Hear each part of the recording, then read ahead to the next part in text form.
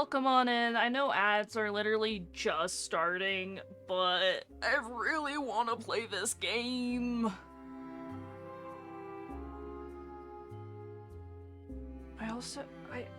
Do I have Silksong wishlisted? I hope I do. That's also kind of cool, that if you sub, you get a little Hornet badge. If you sub to someone playing the game. Hollow Knight, Silksong. I do have it wishlisted. Nice. Alright. Siri bot joke of the day. I got a joke about vegetables for you, but it's a bit corny. Nice.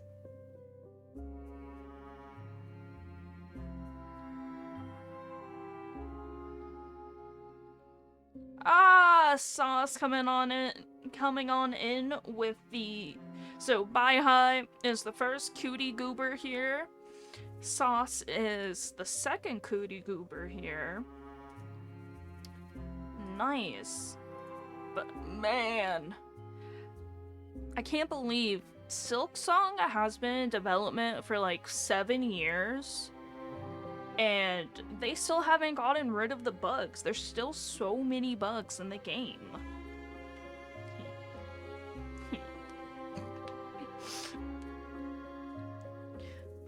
Okay. So.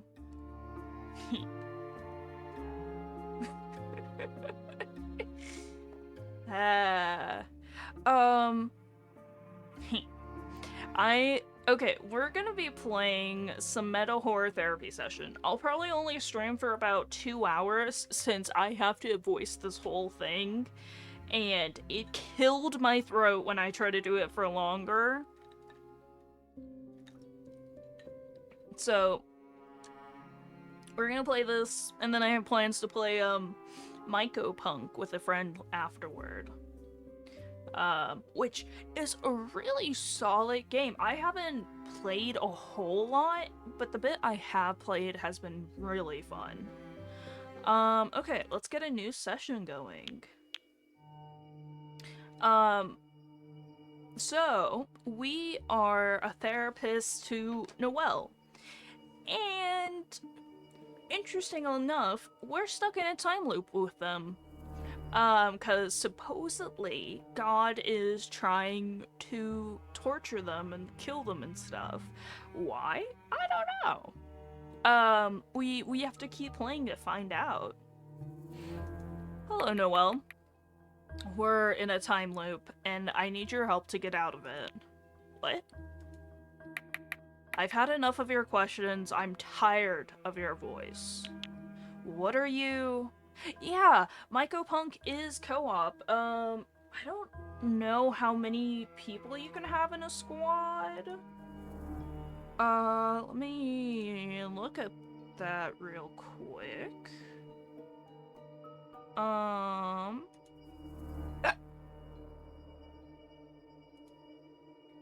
So...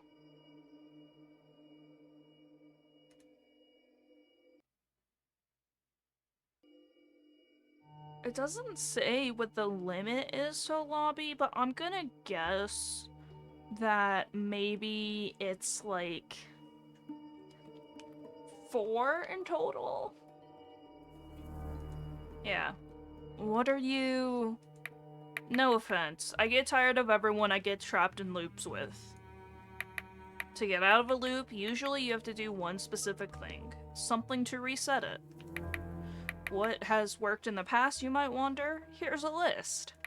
Saying a specific word or phrase, not saying a specific word or phrase, or not saying anything at all.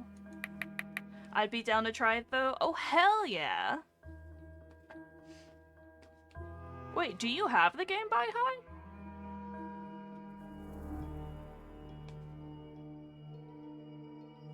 I probably shouldn't fidget with this, it's loud. No. Okay. Confessing hidden love or deep feelings for someone. Doing something you wouldn't usually do. Doing something you would never do in a million years. But I wouldn't mind getting it. Bro, no Absolutely no pressure to get the game. I know games be pricey. They be pricey indeed. Doing something, never do. Protecting someone, saving their life, or stopping them from doing something pens are also yeah, that's like the fancy pens, yeah. I don't... I'm gonna try each of these in the following loop. Let's start with saying something. Maybe there's a secret code word to end the loop. That's happened to me before in the computer simulation. Excuse me? Never mind. Just help me out. Say some words that might be relevant. I'm sorry. What is this even? Vegetable. Milkshake. Opisius. Pus. Oedipus. Parkour. Come on, Doc. Help me out here. It's therapeutic for me, I swear. I don't... Trauma, potato, snow, worms. Noelle continues to say various words and phrases, but nothing changes. Crap. Nothing works. We're still here. Hey, can you help? Say something. Something. No, that did nothing. Ugh. Try another word. Wait, can I say... Oh my god, I can! Dick. No, that did nothing. Ugh. What about, like, Adam? No, that did nothing. Eve? What if I say Noelle? Yeah, it's my fault, but my name is said all the time, so that can't be it. No, that did nothing. How about God? No. Okay. Apple. Pie.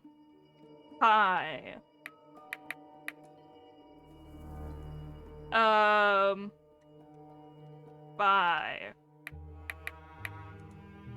Higher.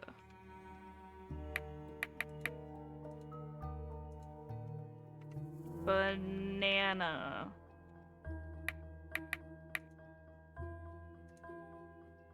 Penis. I fucking misspelled it. Jesus.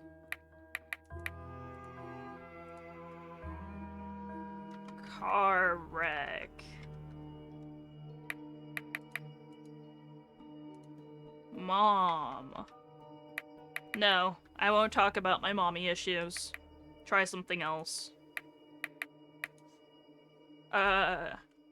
Dads.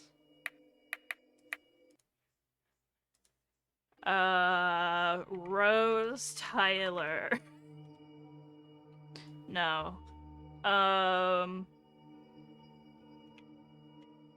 Hollow Knight. Silk Song.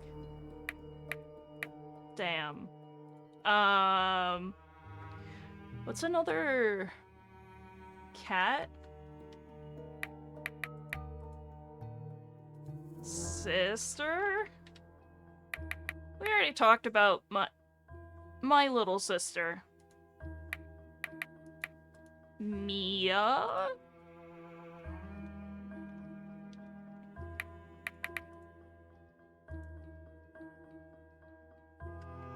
Hoop.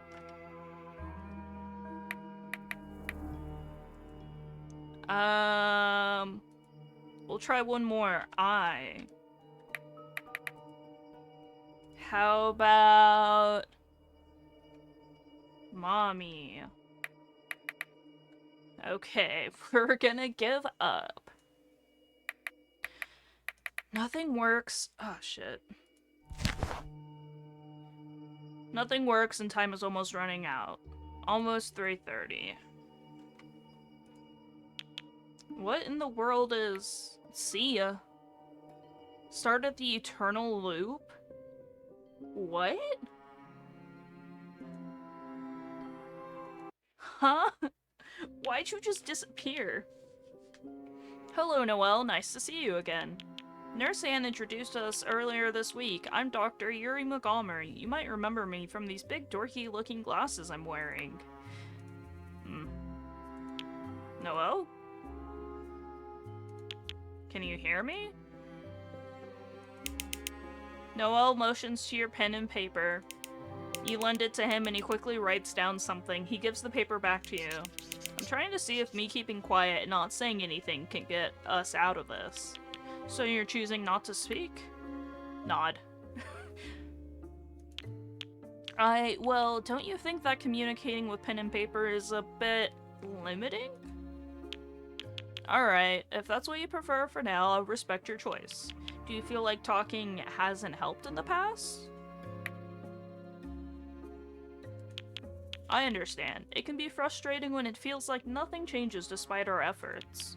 Is there anything you'd like to write down that you think might be useful? Do you want to talk about the accident? She gets the paper back from you and writes. The accident wasn't an accident. What do you mean? Someone wanted me to be here. Who? Why? I don't know. You don't know who wanted you here or why? Like it was meant to happen. A feeling that if it was meant to happen, do you think there's a specific reason or purpose behind it? Like a script, something planned. So you feel like there's a plan or a script in place that you're a part of.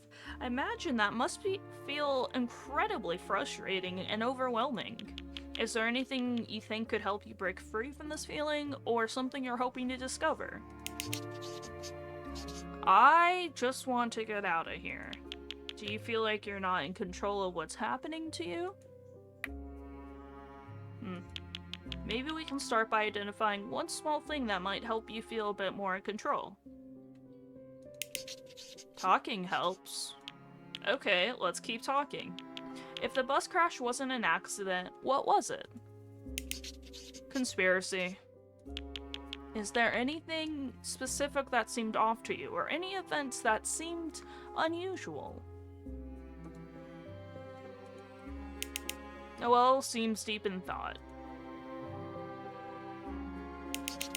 I was the only one who wasn't hurt badly. The pillows. Pillows? Just in the right place to cushion me. You think someone could guess that the bus crashing would send these pillows to just the right place to save you from being badly injured? But why? What about the other people in the bus? I was the target. Someone wanted me in the hospital. Do you often feel that other people are scheming against you? I'm not delusional. Why would you think you're delusional? You're implying it. Implying what? Noelle rolls his eyes. He looks down at the paper and begins to write again, scowling the whole time. You don't speak like a human being. I don't want to speak to a deflecting machine. I'm sorry if I came across that way.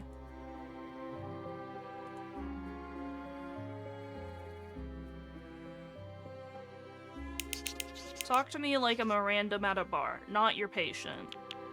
I can't do that. You're not a random person. You are my patient. Then treat me like a person, not a case. Alright, let's start fresh. Forget the formalities. What's going on with you right now? I am a piece in someone's game. And what do you think they want from you? He hums in thought, tapping his pen. He takes a while to formulate a response. I think they want to see how much I can take, push me to my limits, and see if I break. They don't care what happens to me beyond that. Sounds rough, buddy. Sorry to hear that. Noelle smiles, holding back a huff of laughter. She nods as if that's exactly what she wanted to hear from you. Thanks, bro. Yeah. I'm the cool therapist up in here. Yeah, yeah. You're handling it like a champ. Keep your chin up. Alright, let's keep pushing forward. What do you want to do about your theory of the crash being planned? She shrugs, shaking her head. Law enforcement? Noelle Grandma says that's a no. Are you sure? That could be helpful for the other victims. She sighs. That's for a free Noelle to think about. Right now, calling for help wouldn't... Noelle, have you figured something out? Do you have a phone on you? I have my cell, but it's turned off. The internet and the phone lines are down, aren't they? That is odd. The connection appears usually very good. I really did have an inkling of hope there for a second. But of course, they're controlling the environment. I already knew that. Do you think someone's deliberately cutting off communication to keep you from reaching out for help? Yep, same reason why the door is locked and the windows can't be opened all of a sudden. Whether I keep quiet or I speak, they're not letting me go until I lose my mind, huh? How do you know the doors and windows are locked? Wanna try? You get up and walk over, giving the door handle a firm twist. It's locked. From outside? Told you. They don't want me to leave. Not yet. You also try to open the windows, but they're firmly shut. You didn't think it was possible to lock them. Let's not jump to conclusions. There could be an explanation for this. Like what? Like a lockdown. There's a security issue or some protocol we're not aware of. And they didn't think to tell us? They could have sent a message or called me, but I didn't get it, since the connection here is bad. I agree, it's strange, but assuming the worst is... Yeah, okay, Doc. I don't want to talk about that anymore. Can we do something else, please? Well, I can't force you to talk about things you don't want to. Yeah.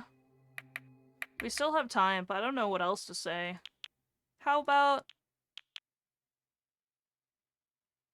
I see some things we could talk about in that shelf. Really? Yes. Don't you think you could get them for me? Sure, Doc. Not like I have anything else I can do right now. Interacting with the room might help build your rapport with Noelle. In the children's room, you can find toys and games. In the adult rooms, there are many books you could discuss. The objects on the shelf change every loop, so interact with every new object you see to further improve your bond. Do you see something on the shelf? Point away. Oh my god, we're point and clicking! I don't recognize those books over there. Noelle gets the books you pointed to from that shelf. So, what are these books about? They're about emergency codes in hospitals, codes for different critical situations. Someone must have misplaced it. Like, what?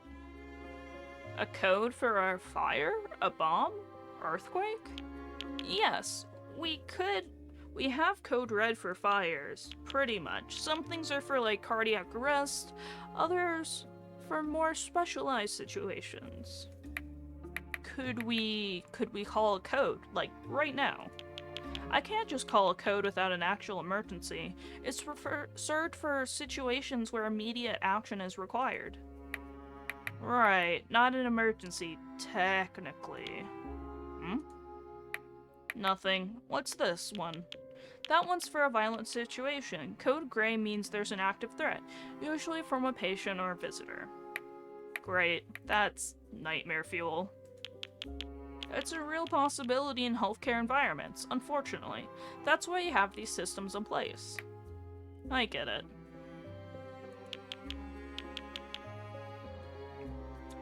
I've been working on hospitals for years, and I very rarely heard these scarier codes be called.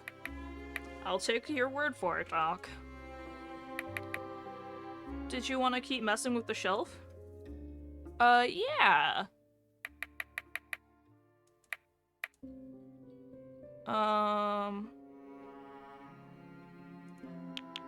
That book over there. Noel gets the book from the shelf. What's this? It's a book about psychoanalysis. A classic one, in fact. I've never understood what it's really about. Sounds confusing.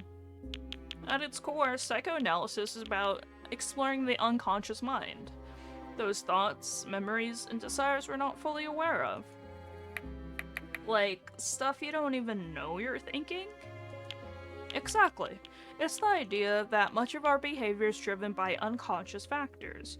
We're not always aware of why we do things, but we try to understand in analysis.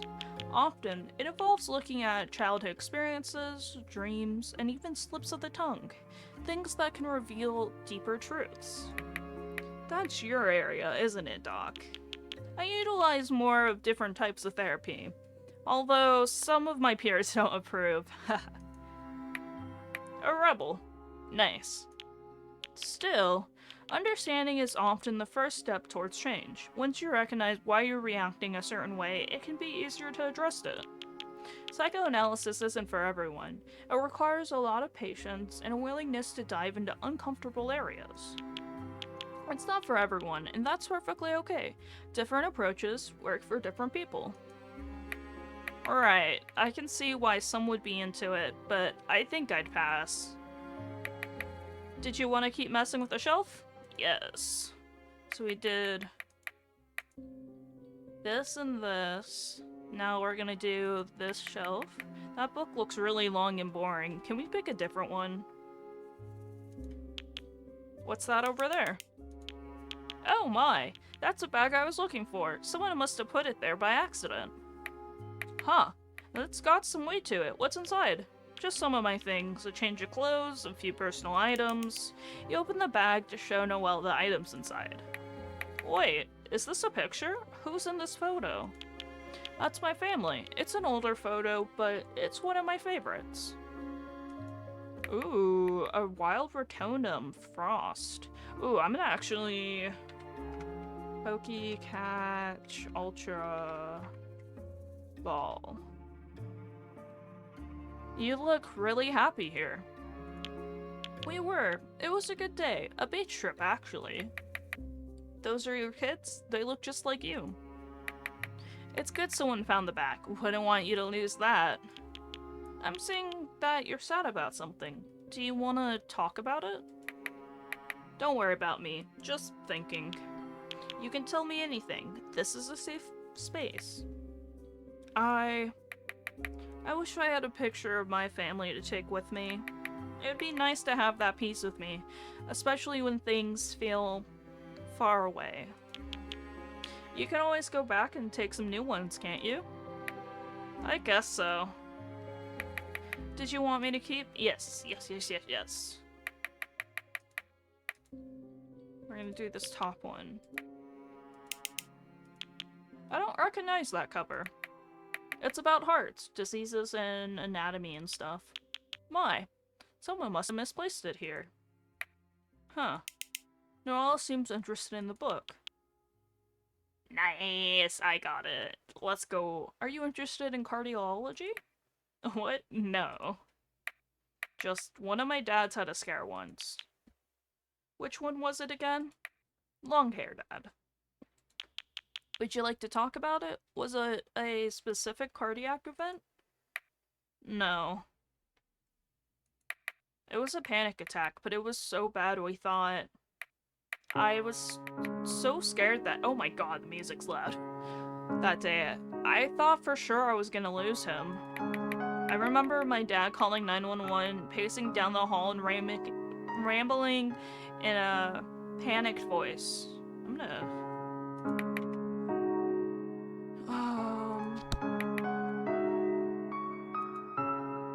It's so loud!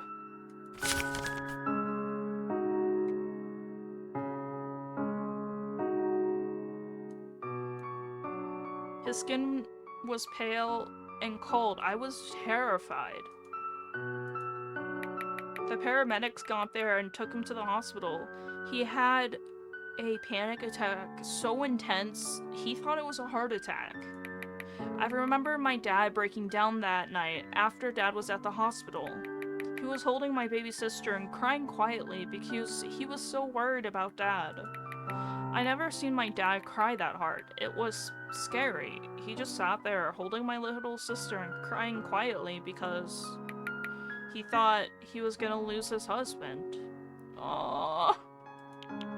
And you thought you were gonna lose your dad. Yes. I was so relieved when the doctor said Dad was okay and it was just a panic attack. My dad was practically glued to his side in the hospital. He was holding his hand the entire time. And my baby sister didn't understand what was going on. She was confused to see my dad so upset. And not to mention she was hungry and didn't understand why no one was making her a bottle. I remember rocking her while she whined because my dad was too busy freaking out about Dad to make her bottle. This is a rough game for sure. Yes, there's so much talking in it, but I started playing it on stream, so I'm going to end it on stream.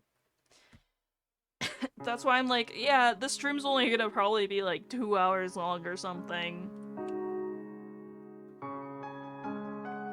Ah, water.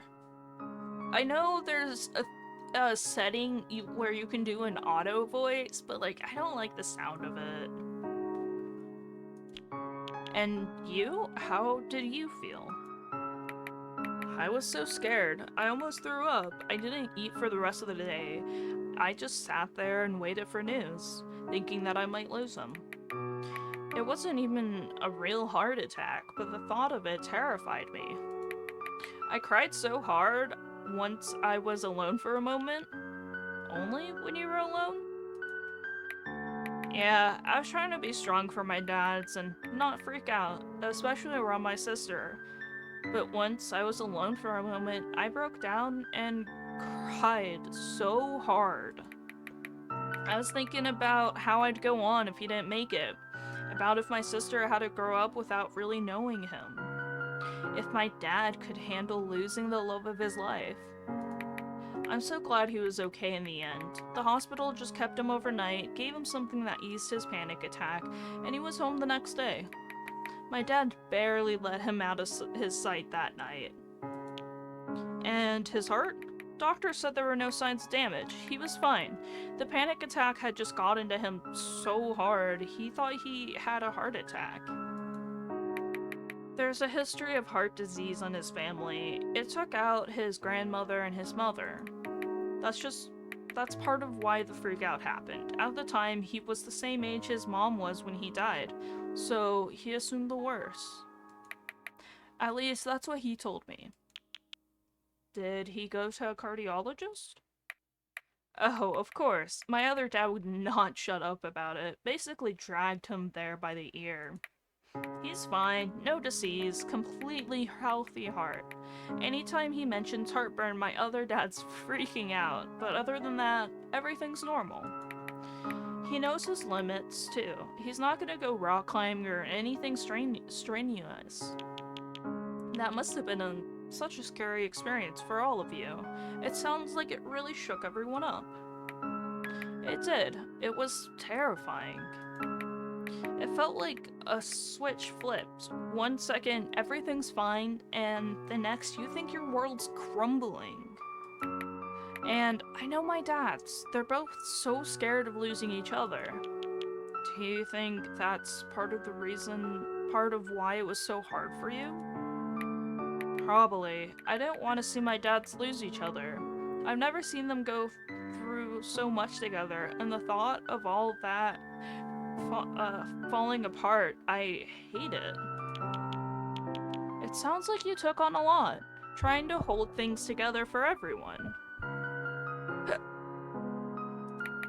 I didn't want anyone to fall apart. I just kept thinking, if I stayed calm, maybe it would help, but I felt so hopeless. It was like my heart was in my throat, and I couldn't breathe. Alright, I'm gonna eat now so I can be ready later. Ooh, okay. I don't want to go through something like that again. It was too much. It's understandable. Those fears can linger long after the event has passed. I'm still glad he's okay. I can't imagine how different everything would be if it had been something worse. Do the panic attacks still happen? Not as bad, but he's pretty prone to them. Sometimes he'll just get caught out of the blue and freak out. The other dad's good at talking him down, though, and Dad's gotten pretty good at calming himself on his own. It's part of our lives. We know how to handle it. Anyway, it was a scare. Dad and his stupid panic attacks. He's so hard on himself sometimes, and the other dad is constantly worried sick about him. Those two are a pair, I tell you. I'll put the book back. I don't understand any of it. Yes, we have one more thing to touch. Got it. Noelle gets the book from the shelf. It's about sexuality. There is a chapter about the ace spectrum. Noelle looks interested in that specific chapter. Anything interesting? I know some people who are asexual. In fact, 2 of my friends are. I didn't know it was a thing before they told me about it. Do you know about it, Doc? Yeah, I do, actually. Huh. Really, Doc? How do you feel about that? I'm curious. I just think about my friends. I can turn up the music again. Their families are always pressuring them about dating and marriage and having kids, but my friends don't exactly have a wide dating pools. As soon as they mention they're asexual, poof, everyone's out, or they're an ass about it. Some believe it's a mental illness or a health condition that needs to be fixed, because obviously no one would actually be asexual. They would have something wrong with them. I told them to stop using dating apps. Nothing good can come out of that. They've had their heart broken because they really liked someone, but then they got ghosted once the sexuality talk came up. They have no luck at clubs either. Everyone's on there looking for one-night hookups, and that's just the opposite of what asexuals want. I think it's sad. My friends deserve to be happy. Good book. No. Okay, where are we? We're almost out of time. Any final words? What? What do you... Noelle waves goodbye. Yeah, this game, like, it's very intriguing. Oh, it's different. There's some board games.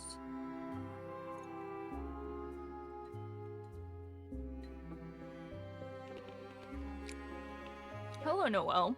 Nice to see you again. Nurse Anne. Oh! Noelle suddenly leaps from his chair, bolting towards the door. Help! Someone help me! He pounds on the door. Let me out! Let me out of here! Keeps banging desperately. Noelle, please, calm down. Take a deep breath. I'm trapped in here. Someone, anyone, please help. Ah! Ah!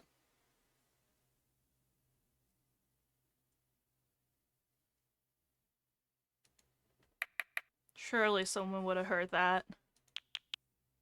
What's happening? Why are you testing if we're locked out from the outside world, or if we still exist to the people in this hospital? What? It's such a bother having to explain everything to you from scratch. Hi, I'm Noelle, we're stuck in a time loop together, and I'm trying to get us out. I know it sounds insane, but it's the truth. Every time we talk, it's like you're meeting me for the first time. I'm the only one who remembers anything. Groundhog Day, but without the comedy. Every time we go through this, you forget everything, and I have to start over. Noelle, that sounds... I was testing out my theory of doing something I wouldn't usually do, like screaming and banging my fists. Now... what's something I would never do in a million years? Something so out of character, so unexpected, that it might just break this loop. I need to do something that shakes up the pattern. Something so drastic, it forces a change. Speaking a different language, suggest regularly emitting to something, suggest breaking the windows, suggest printing. Okay. I want to save simply because I am very curious what it will be.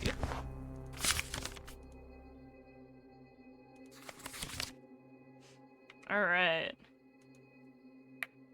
The hell, man? That's so sudden and completely out of character for Doc. So that means you there. Are you into me or something? Yeah. No. Oh, Christ. Then it's just you throwing shit at the wall? And you want us to pretend we're in a dating sim? Ugh. We don't really have any other ideas, do we? We're just gonna have to try everything we can. This included. Just to be clear, everything you're about to see is me channeling my uncle's theater kid energy. Here I go. Good morning, conventionally attractive person. What a beautiful day. I've been looking forward to this all week. There's so much we can do together. Maybe we can grab some lunch or go to the park later. Let's go to the park. I love watching the dogs play in the park. Let's go. Here we are at the park, the perfect spot for a romantic stroll. The cherry blossoms are in full bloom, and the air smells like, spring. Oh, look, there's a couple sharing an ice cream cone, and another one there having a picnic. So, should we hold hands or something? Isn't that what people do on these dates? I guess we could sit on this bench and talk about our feelings, right? That's a classic move. What do you think? Ice cream. Okay, we're standing in line at the ice cream stand. I'd probably get vanilla. I know, boring. You know, they say sharing food could bring people closer. We get psychologically weaker during meals. So, should we share a cone? Maybe a milkshake with 2 straws. Both of us lean in for a sip and then... That's when the game crashes. Beep boop. Look at the time, it's getting late. Thank you for taking me on this date. You could do with trying out some different choices next time, Kate. Failed your date, maybe grind some more next. I ran out of rhymes. You know, that was actually kind of fun. I used to play these games a lot. I had a whole phase. I got into it because my dad was into them too. Still is. Not dating sims, but visual novels in general. Horror ones.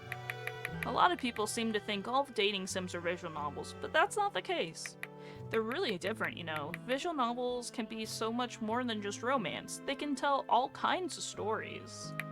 My dad would tell me about the ones he played. Some of them were so twisted with crazy plot twists. I guess that's why I got hooked on them too. It's like reading a book, but you get to make choices and see how they unfold. Kind of makes you feel like you're in control, even when you're really not. Romance simulation games, though. I wonder what it'd be like to live in a world where the biggest problem is what to do on a sunny day. Where everything is simple. Anyway. That was silly, and I needed it.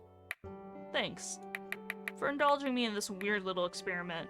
I know it's not exactly conventional, but you played along, even if you don't remember, and I appreciate that. How's your day? My day's been pretty good. Just worked and had the house inspection because shit's fucking moving for getting a house. And nothing major came up, which is like really awesome. Still haven't gotten like the mold side of stuff on that. But it's looking positive. If shit keeps moving along, I'll be in a new house next month. In a house I own. Like, god damn. Crazy, crazy work.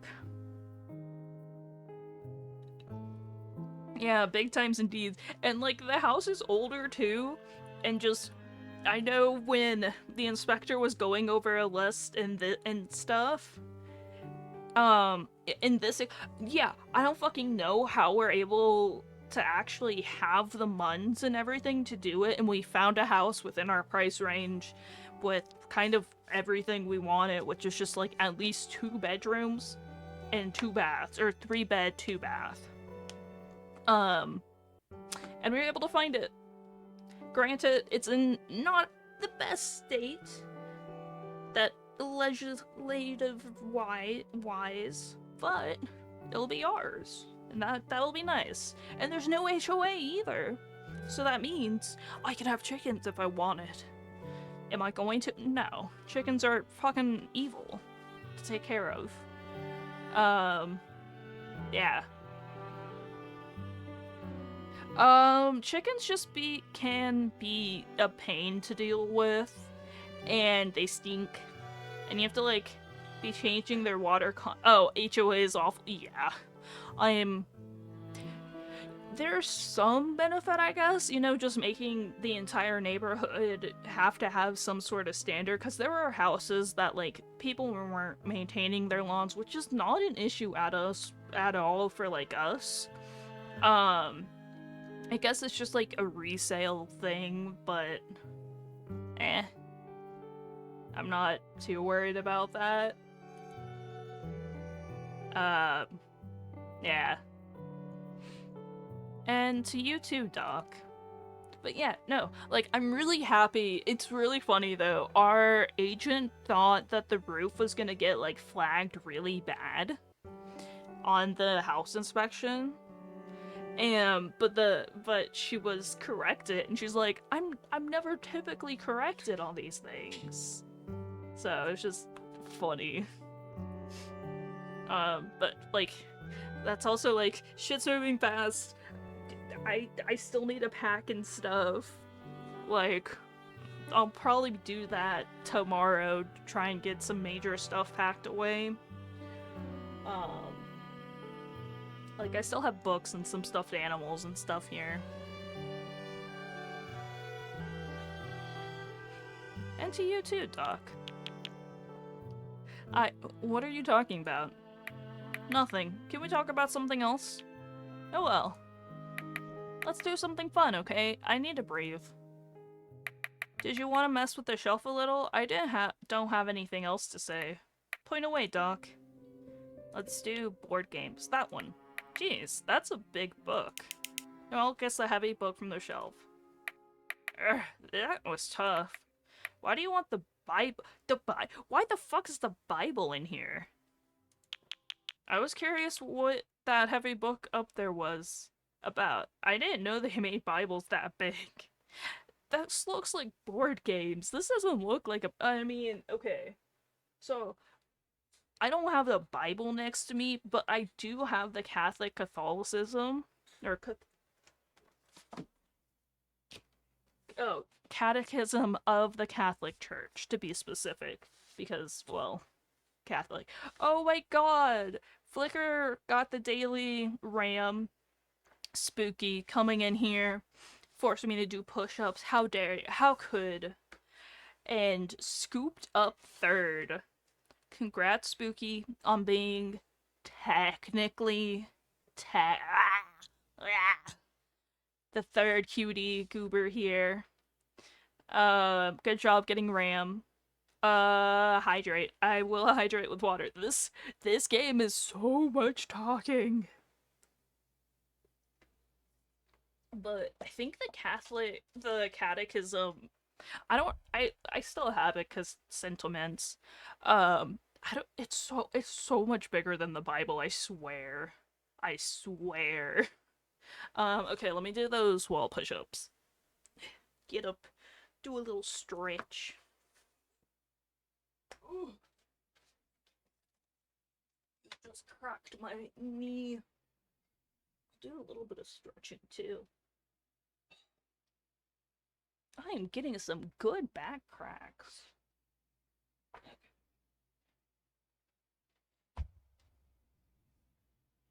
One, two, three, 4, 5, 6, 7, 8, 9, 10. Yahoo! They have been completed. It will be nice. I won't be having to do wall push-ups into the wall that is my neighbor's. I'm really curious if they like can hear me doing the push-ups and everything. Like counting and stuff. Me neither. Not even my mom had this one. Was your mom religious? Very, especially at the end. She used to drag me to church every Sunday, rain or shine, whether I wanted to or not. I think she liked the rituals, the belonging, I don't know. Me, I hated it. The sermons were boring, and the priest... Well, the priest had this thing about my hair. He always find us after the service, give me this disapproving look, and try to convince my mom she should cut it short. Oh god. The boring ass sermons. And like, I'd end up falling asleep and my mom would nudge me. Cause I would like be so bored. Not gonna lie. Yeah. But goddamn priest. Noelle, your hair is very beautiful. Like, it's pulled into a cute little ponytail. My god. She didn't listen, thankfully. I liked my hair longer, even back then. But I think my mom secretly wished I liked church as much as she did. Did you ever talk to her about that? About why you didn't like it? Not really. One thing my ADHD has done has been keeping me awake at least. That's good, at least. Had been... One thing my ADHD had been good at has been keeping me awake, at least. Nice, nice. What was I supposed to say? Mom, I hate sitting through an hour of lectures about sin and judgment. Maybe I should've, but I didn't want to hurt her feelings. Bro, I know, so I went to a Catholic wedding last month, and I haven't been practicing or anything like that. But I ended up going up for the Eucharist because I didn't want my cousins and family to be concerned about me. Yeah, so... Like, I literally talked to my therapist about this, how I'm like, yeah, like, I'm kind of nervous about the wedding coming up, because I don't really practice anymore, but I know there's gonna be, like, communion and stuff there. And he's like, hey, just do what my wife did. Take the Eucharist. Like, it doesn't matter. It's kind of, like, doing it for show or whatnot. And, like, that's what I did. And like, damn, that helps ease my anxiety about like, if I didn't go up and take it, like, my family talking to me and everything about like, oh, have you not been going to church and stuff? And I'd have to awkwardly be there and be like, oh, yeah, no, I'm totally going to church. Yeah, weird little tangent. It sounds like you were trying to protect her. That's not a bad thing. I guess. Looking back, I think it just created more distance between us. Church was her way of finding some kind of peace, and I couldn't share that with her. Noelle looks down at the heavy book on his lap and shrugs. But, this thing's lame. So, you don't go to church anymore? Only for my grandma's funeral. After that, never again. Next time I go to church, it'll either be for someone else's funeral or a wedding. You given this a lot of thought? I guess I have, but honestly, I'm fine keeping my distance. Fair enough, but for what it's worth, seems like you made peace with it in your own way. I have. That part of my routine, I don't miss. Glad my dad's respected. Yeah. They're not religious? Not at all. I think they're both agnostic. They let me figure it out for myself, never pushed anything on me. No church, no sermons. I'm gonna put this back on the shelf. Did you want to keep? Yeah. We got 2 other things. That book. No one gets the book from the shelf. What's this? Written by Yuri Montgomery? You wrote a book? I did write a couple, yes. They're about my experiences as a therapist. That one is about some particular patients I had sessions with over a decade ago, but it only came out it came out only recently. Huh. Noel flips through the book. It's about the end of the world thing, right? Yes. The mass hysteria. Quite a few of my patients were experiencing it. You were a kid when it was happening, weren't you? Wait, is this in reference to, like, Y2K? Right? Y2K? I was. I barely remember any of it. I was so small and the chaos disappeared as quick as it appeared. It's a meme nowadays, how freaked out people were about the end of the world back then, similar to Y2K in 2012. Oh my god, that movie was so good. 2012 movie.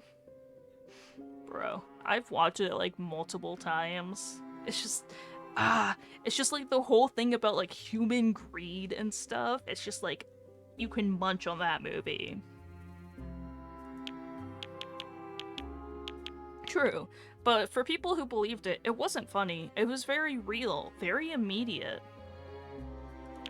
The fear, the uncertainty, it consumed their lives. Some couldn't sleep, couldn't eat. Others made drastic decisions they regretted later. Drastic decisions like quitting their jobs, selling all their stuff? In some cases, yes, but others went even further. Severing their relationships, abandoning their homes, it was chaos. And that chaos left scars, even after the world didn't end.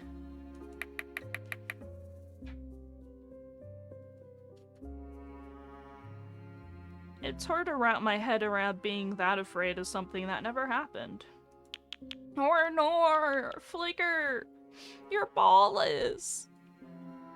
It's not so different from everyday fears, really. The unknown has always scared people.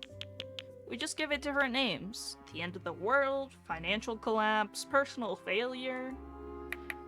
You're quoting the book, aren't you? You got me. Tell me about the patients you wrote about. What were they like? What were they like? Each one was different, but they all shared one thing. The fear felt very personal to them. There was a man who believed he had to prepare for the end, no matter what. He stockpiled food, built a bunker, and pushed everyone away in the process. And there was a young woman who quit her job and gave away everything she owned, as though she needed to destroy her material desires. What happened to them after, when the world didn't end? Some of them recovered, slowly. Others, well, they struggled. It's hard to admit you were wrong about something that defined your every waking moment. For some, the fear just shifted to something else, another crisis, another catastrophe, as if they needed that fear to feel alive again. To feel alive. Yeah, like, goddamn, that is how some people live. That's why we still have, like, doomsday preppers, Because some people need to have fear in their life. Fear of something. It's so strange and interesting. That's kinda depressing. So, did you help them? The ones you wrote about? You'll have to read the book to find out. No spoilers. Sweet placebo effect. Alright, I got it. Yeah, there's one more thing, I believe. This one. That book over there. Okay. Huh, it actually worked? Yeah, nice.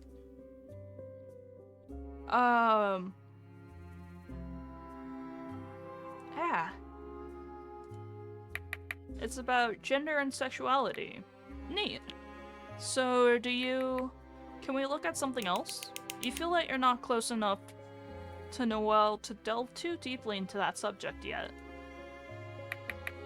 Did you want to keep messing with the shelf? No, we touched everything there. Okay, where were we? Time's up. Bye-bye.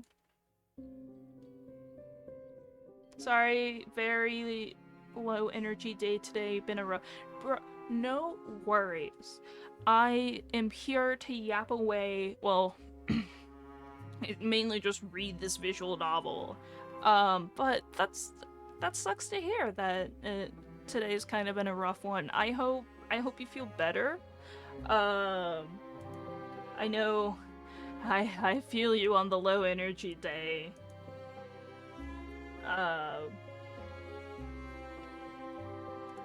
Yeah. Alright, time for another session. It's... okay, I don't know why. I felt like it was darker, but no. Hello, Noelle. I can't believe I'm doing this. What is... I guess I kind of like this one, person. Does that count? No? Nothing? Oh my gosh, you're trying to break the loop. Noelle, what's going on? Are you secretly in love with anyone, Doc?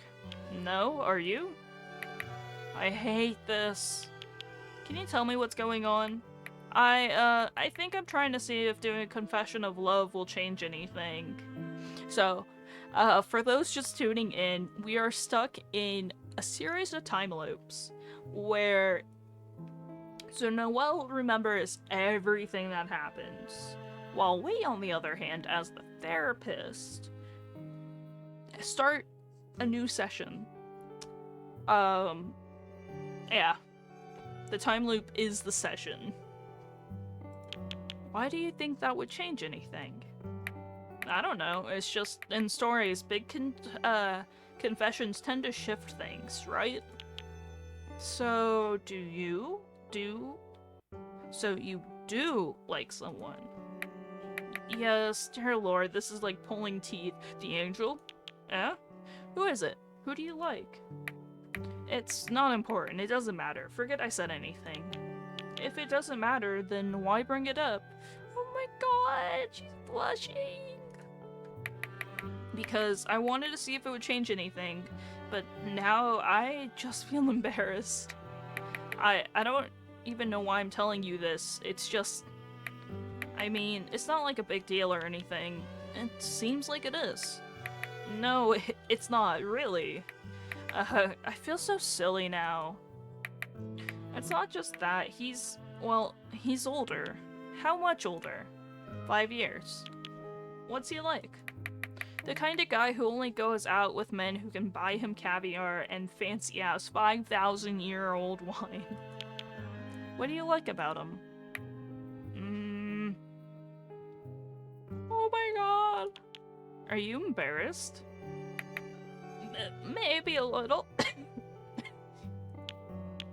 It's okay. You can tell me. I won't spill the tea, as you youngsters say. This is a waste of time. It's not gonna help us. I'll try something else. It's not a waste of time. Talking about things like this can help clear your mind. I guess. So, what is it about him that you like so much? He's elegant. He's always so confident and composed. Sounds like you really look up to him. Not just that. It's okay to have feelings like this. It's part of what makes us human. Yeah, I get it. Human nature. He's got high standards, like I said. I don't really fit into his world. Have you talked to him about how you feel? No, I can't. I mean, what would I even say? Hi, I have a massive crush on you, but I'm not really your type? No thanks. Just expressing your feelings can be a step forward. It's not happening. I just want to make him happy. to be happy. You think he wouldn't be happy with you? I never thought about it like that. I think I want him to be happy, whether it's with me or not. But you also want to be part of the happiness, right? I don't want to force anything. I don't want to be a burden. Do you feel like a burden? We're all burdens. Why do you say that? We're all adding weight to someone else's life, just by existing near them. Everyone has their own issues and demands, and we all impose on each other. But doesn't everyone also offer support, care, and love? Even then, still a burden. I mean, okay. So I've seen, like, people talking about this and everything. I think a really strong form of love, like, relationships with other people are not supposed to be a convenient thing for you. Like, or at least you shouldn't expect them to always be a convenient thing for you. Because, say, you have a friend who, like, lives, say, 30 minutes away, had a really bad day, and it's like, hey, I had a really bad day, can you come over and hang out? And you don't feel like driving, but you really like that friendship. And so you go out of your way for this other person. So technically, the friend's a burden. Or you're a burden to whatever. But you still decide to take that on. Also, ads have started. Helping someone, being there for them, we rely on each other, but that reliance is a burden. Do other people burden you? No, I don't feel burdened. I like helping others. Then don't you think the people around you feel the same about you? Maybe they enjoy helping you too, and don't see you as a weight bringing them down. That's not true. Why do you believe that? I don't know. It's just the truth. Alright, let's see what our note is.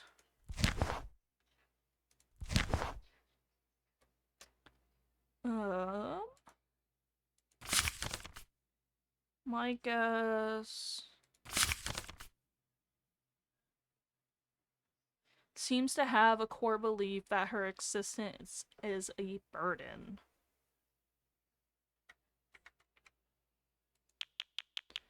But isn't that just how you see things? It might not reflect how others actually feel about you.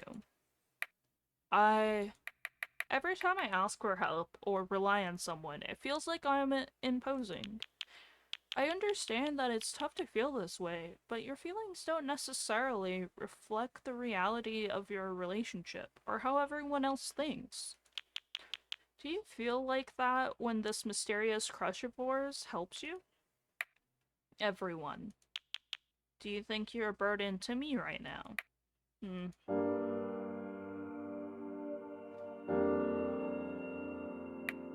A huge one.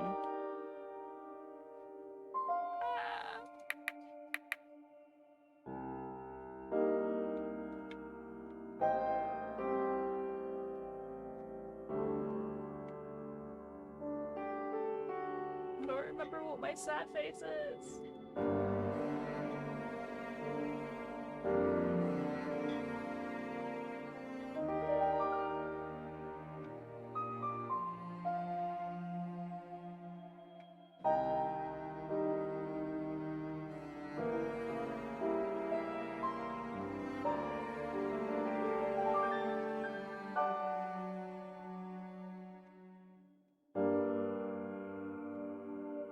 Oh, welcome on in, Rehab.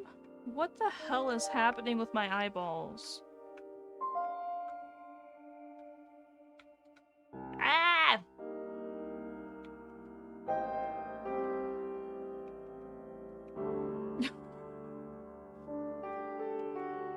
What if I do one? Let me out! Let me normal!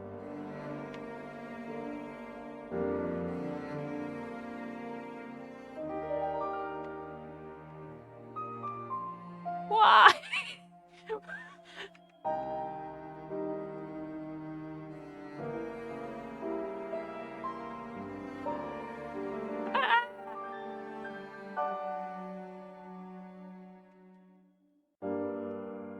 you mean shoot 'em?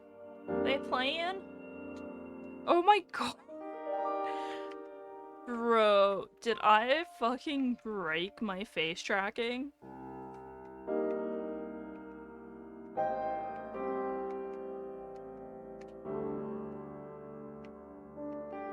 Oh my god, I did.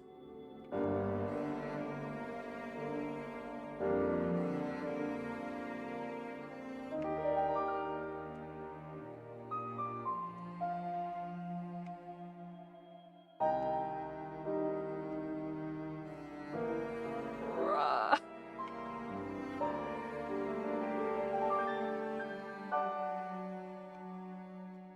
Bruh, why? Why did this break?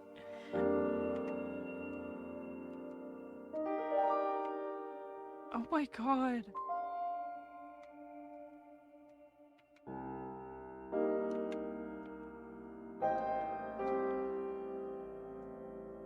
Oh shit, I meant to undo those because I don't have anything set up. Damn. Give me a second. I need to disable those ones because those are for my 2D model. And also enable spin. I think rainbow mode's also another one. Sad music, broken face, I know. Let me see if I can redeem or give you get that. To see the redeems.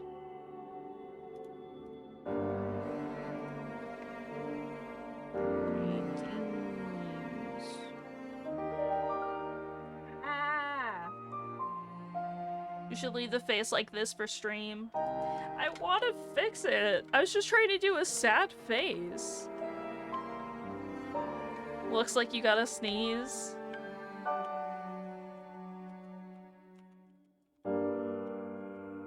Bro.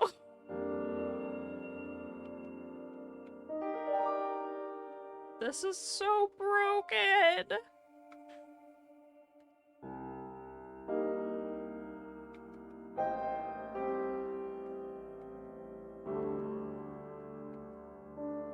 Bro.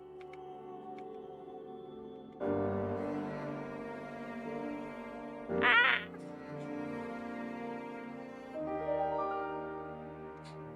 Oh?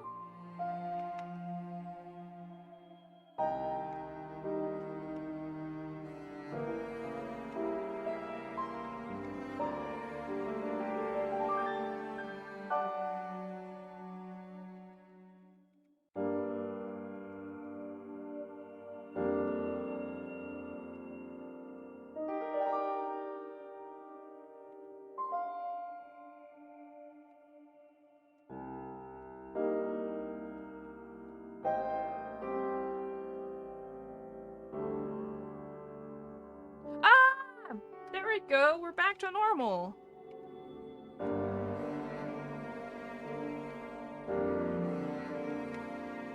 I want to be sad. Ah, there we go.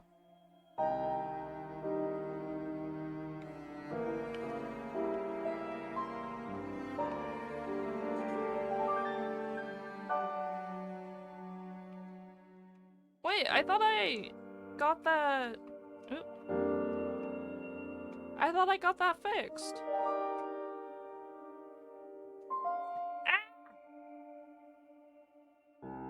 Ah! If it weren't for me... Oh, so Rehab. I don't know if you've seen me play this game before, but so we're a therapist. And Noelle is our patient.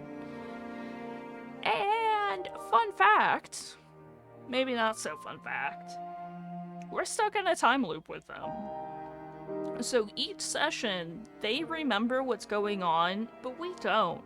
It's like a brand new session for us. If I didn't exist, none of this would be happening. Noelle, I'm just making everything worse. I always do. For everyone. Maybe it'd be better if I wasn't here at all.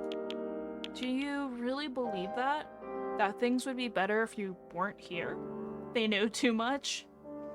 Quite literally. Or is that the fear talking? The fear of being a burden, of not being enough? Because from where I'm sitting, I see someone who's struggling. Yes. But someone who's trying their best. Someone who cares about others. Wouldn't you agree that someone who cares so much couldn't possibly be a burden? The people I met would be better off with me, without me. Oh my god! Rehab! That's so much! Why do you think that? Because I mess everything up. I'm the problem. Noelle, that's not true. Everyone makes mistakes, but that doesn't mean the world will be better without them.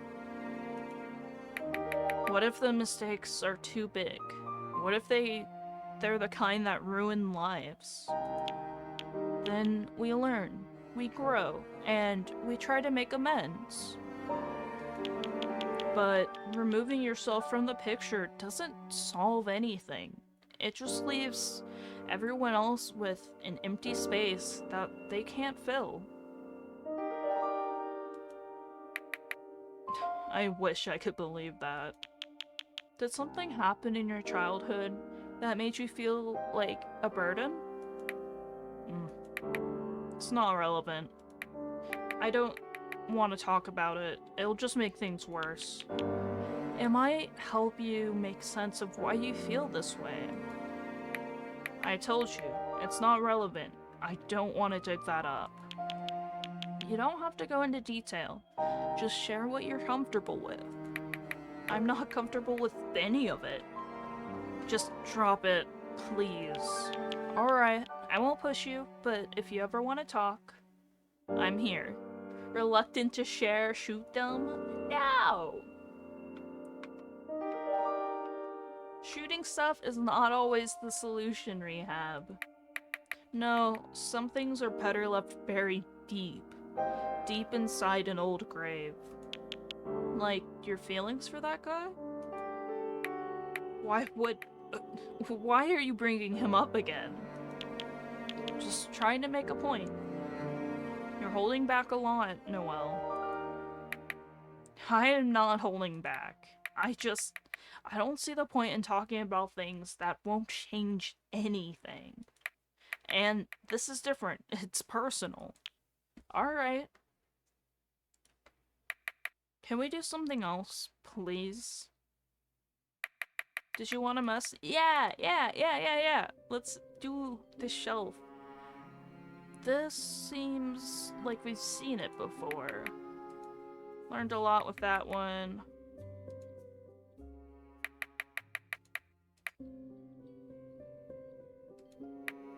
Cool book, Doc. Maybe I'll look for it when I'm out.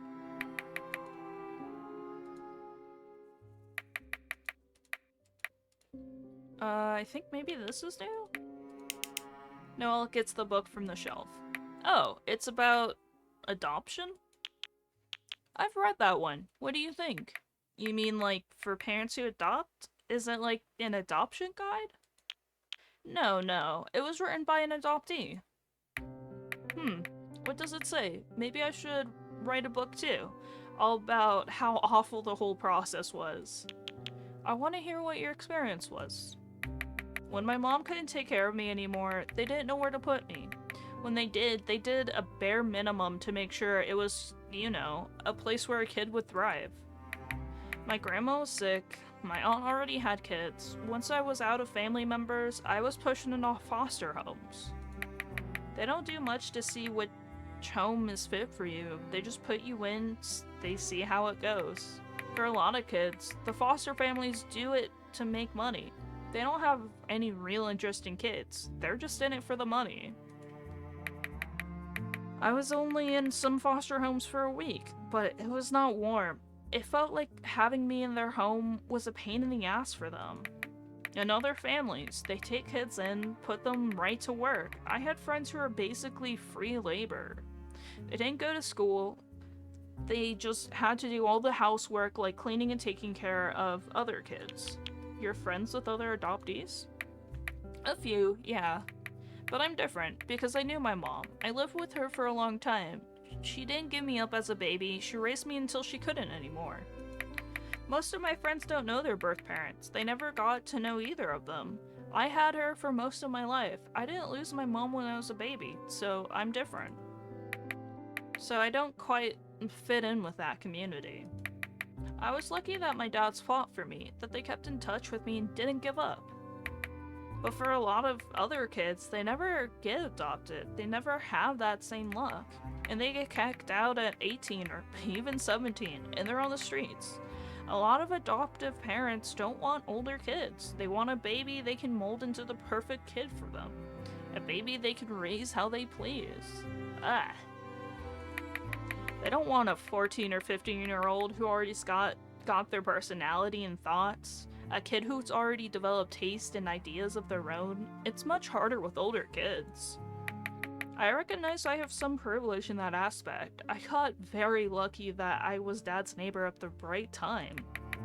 It's rare that an older kid gets that kind of luck, especially ones without white skin. Which gets me to a related topic. I feel bad I even think about it, but you can voice your thoughts. I won't judge you. I love my dads. I love our family. I really do. But I did lose something when I got adopted. I miss having a connection to my mom. Even after what she did, I feel so disconnected. And trust me, my dads do try. They try really hard to keep me involved with my roots. Groups, communities, activities, summer camp, all that stuff. But it feels like I lost something. That sounds difficult to stomach. Loving your family, but also not feeling like you quite belong. You don't get it. I do belong, but I'm also isolated, kind of. In like family pictures, I don't know how to explain it well. Words are difficult. Nope. Noelle flipped through the book's pages. Doc, you know everyone has different experiences. I was left with all kinds of trauma from my adoption, losing my mom, and the whole legal process. It's why my dad shoved me into therapy as soon as they could. Other kids have different trauma than me. Some might say they don't have any at all. I think all kids who are adopted develop some sort of trauma from it. Even...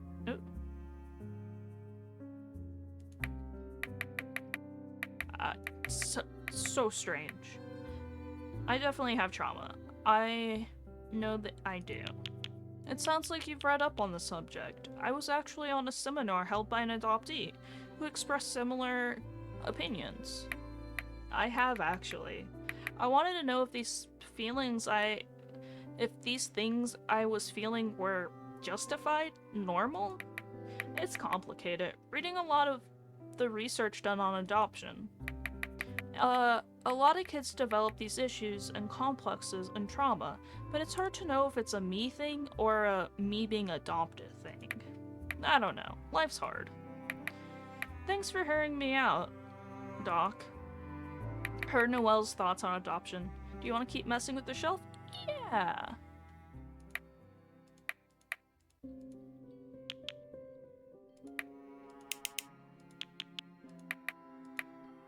Oh, wait, where do you...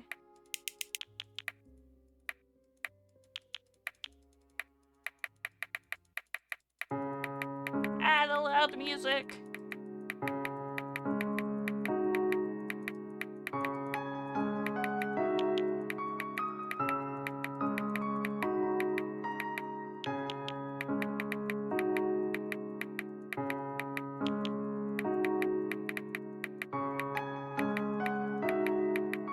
I've already seen this.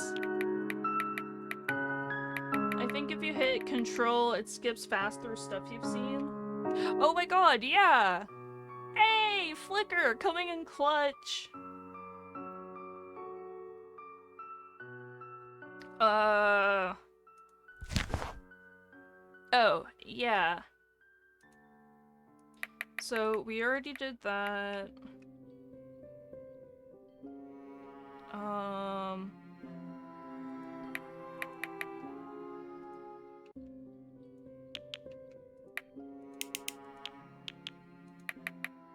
Ah! Okay, new thing. Ah, I recognize that one. Suicidal ideation intervention methods. Hey, Duck. Yes, Noel? Is... is cutting really that addictive? Well, some research has shown that the act of self-harm can stimulate a system in our brain that creates some good sensations. In some cases, self-harm is the only coping mechanism a person can think of, so anytime they need to cope, they resort to that. Why do you ask? Remember how I told you about seeing one of my dads having his wrist bandaged? Dad had some bad days while I was a kid. Days where he seemed sad and a little empty. He'd be lying in bed all day and refuse to get up. Noelle flips through the pages of the book. Long hair, Dad. I remembered something. Oh, I guess I should give a heads up. This game deals with like some heavier topics and stuff, like depression and obviously self-harm, like we just saw. So if you're not super comfortable with that, I understand. Take care of yourself. Yeah.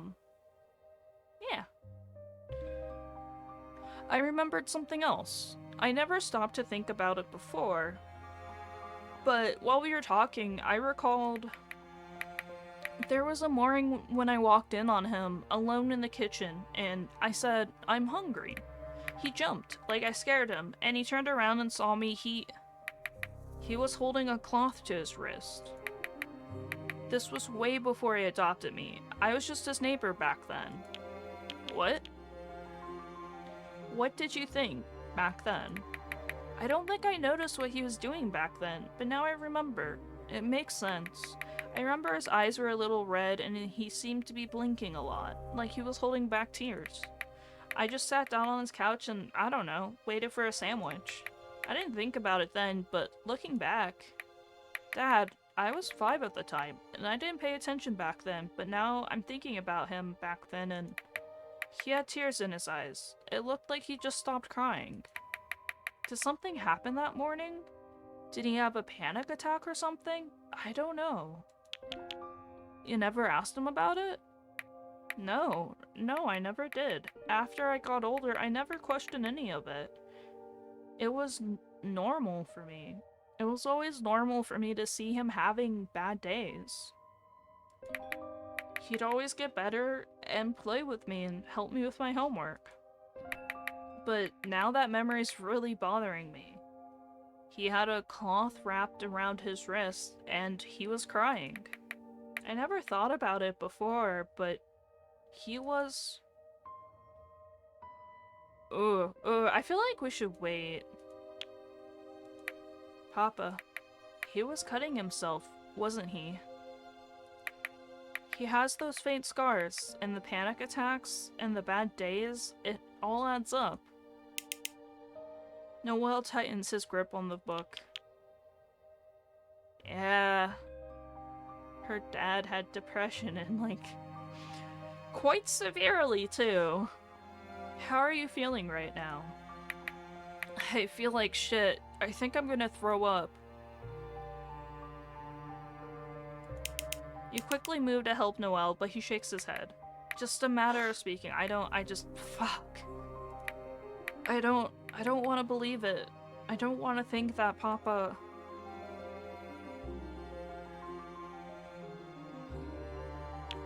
Noel, are you feeling better? I'm feeling a little better. But my thoughts are still a mess. I can't believe I never saw it before. It looks like he tried, and still tries from your reaction, to not show you that part of himself. I guess maybe he was trying to protect me. If I'd known he was hurting himself, I would have been scared and upset. He must have felt so alone. Thanks for hearing me out. I'm okay now. I'll be okay. I have a lot of time to think. Thanks, Doc. Let's look at the note. Wait. Menu? Okay. So... would it be... oh, family. Well, wait, no, we already knew about this. One of Noelle's dad has a possible history of self-harm. Knife and belt equal banned suicide watch items. Maybe this is new? I'm not sure.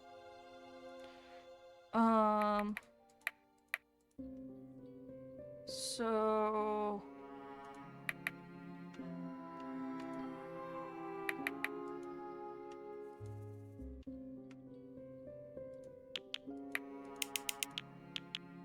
my, it's the DSM. The what? The Diagnostic and Statistical Manual of Mental Disorders. It has diagnostic information on every recognized mental disorder. I think someone must have left it here by accident. It's not mine. Huh. Now seems to be looking for something in the first pages of the book. Looking for a specific disorder? Kind of. Ah, there it is. F84.0. Diagnostic criteria. Persistent deficits in social communication and social interaction across multiple contexts. Restricted, repetitive patterns of behavior, interests, or activities. Yeah, that's him alright. Highly restricted, fixated interests that are abnormal in intensity or focus. Wait. Does Noelle's crush have autism? Because it was on the first couple of pages. What interests you about the autism diagnostic criteria? I fucking called it.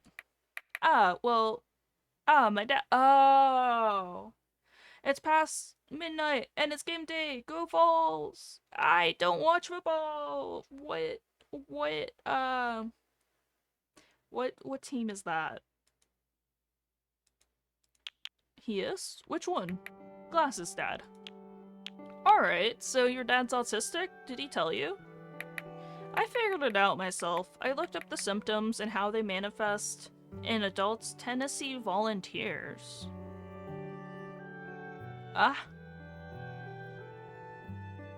And my dad fit them all, so I put two and two together.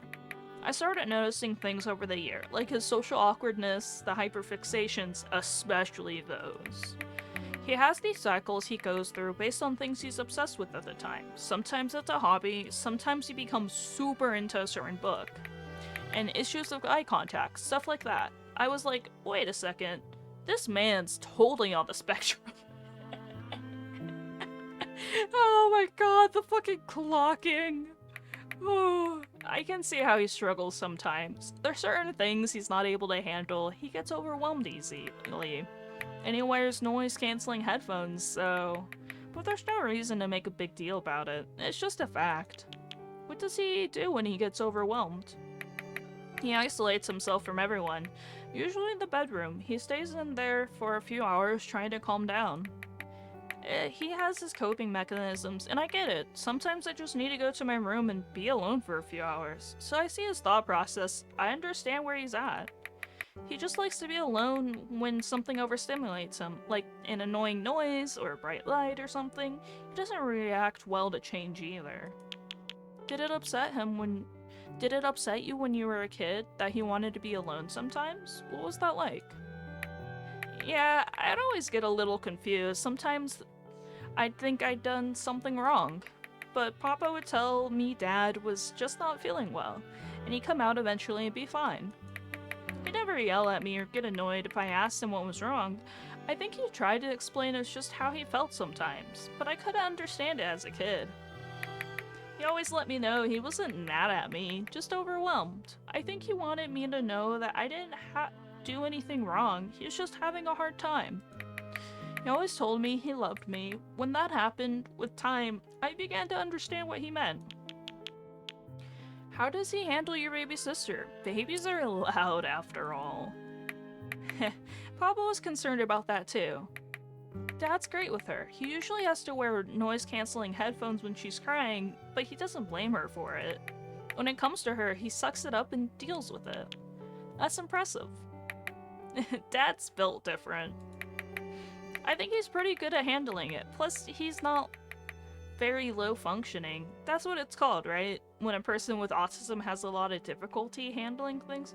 So, actually, fun fact, they don't really use the term low functioning versus high functioning because that essentially implies like there's like a very negative context to that.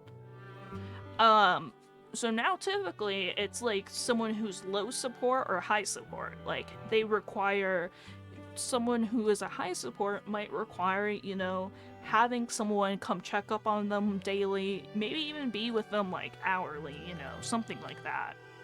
And like has a harder requires more support in order to have like in their everyday life.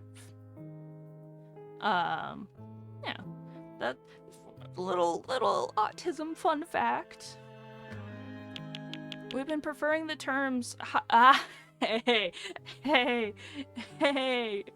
Oh my god, me and this therapist, we think alike.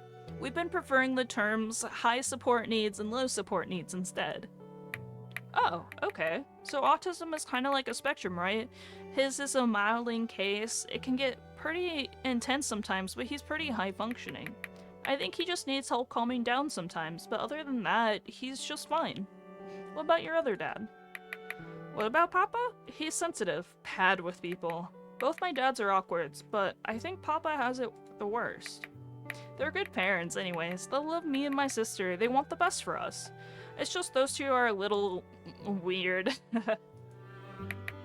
I love them.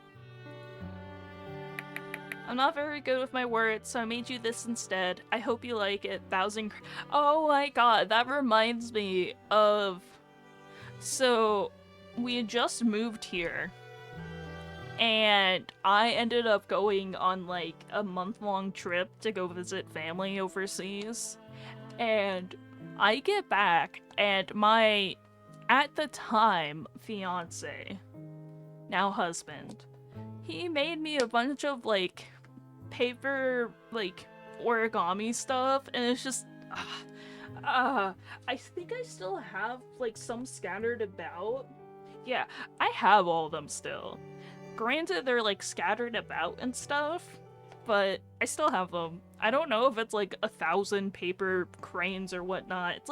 It's like cranes and then like little cubes. I don't remember if we did everything. This is the heart one. Yeah.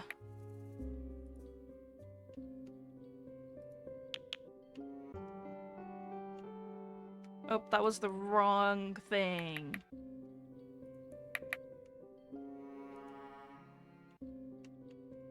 Did we do everything?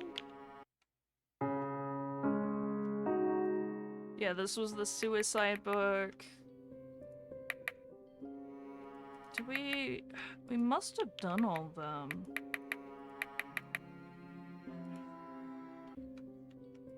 We'll try this one. Oh, fuck. Oh, psychoanalysis. Okay. We're done. Where were we? What time is it? Let me see. It's almost 3:30. Good. What are you thinking about? At this rate, you'll find out soon. What? See ya.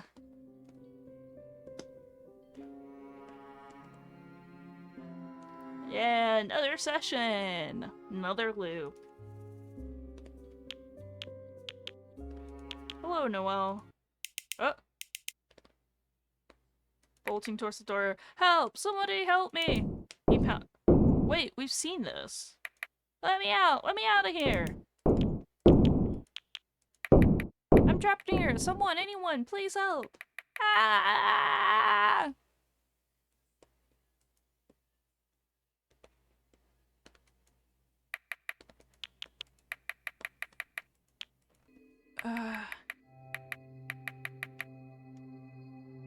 Oh, okay. This is okay. Breaking the windows. Something tells me they're somehow unbreakable, but it's worth a try. Noel stands up, grabbing a nearby desk. He lifts it above his head. Noel, wait. But you stop him. But before you can stop him, Noel hurls the desk at the window with all his strength. The impact is loud, but the glass doesn't shatter. The chair bounces off and clatters to the floor. Wait, wasn't it a desk? Of course it wouldn't break.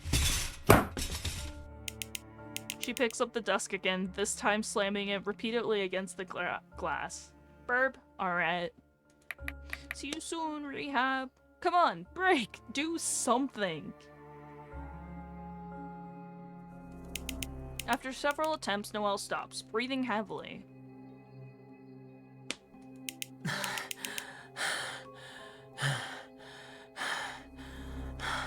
Ayo! He drops the chair, letting it fall to the ground with a dull thud. Didn't work. Sorry for losing my temper. Speaking a different language. I know some French, let me think.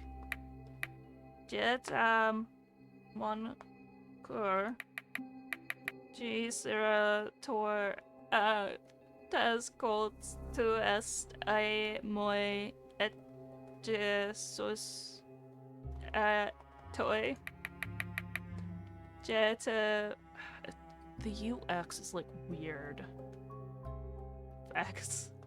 Rest, moi for. It's like fucking nasally, I know.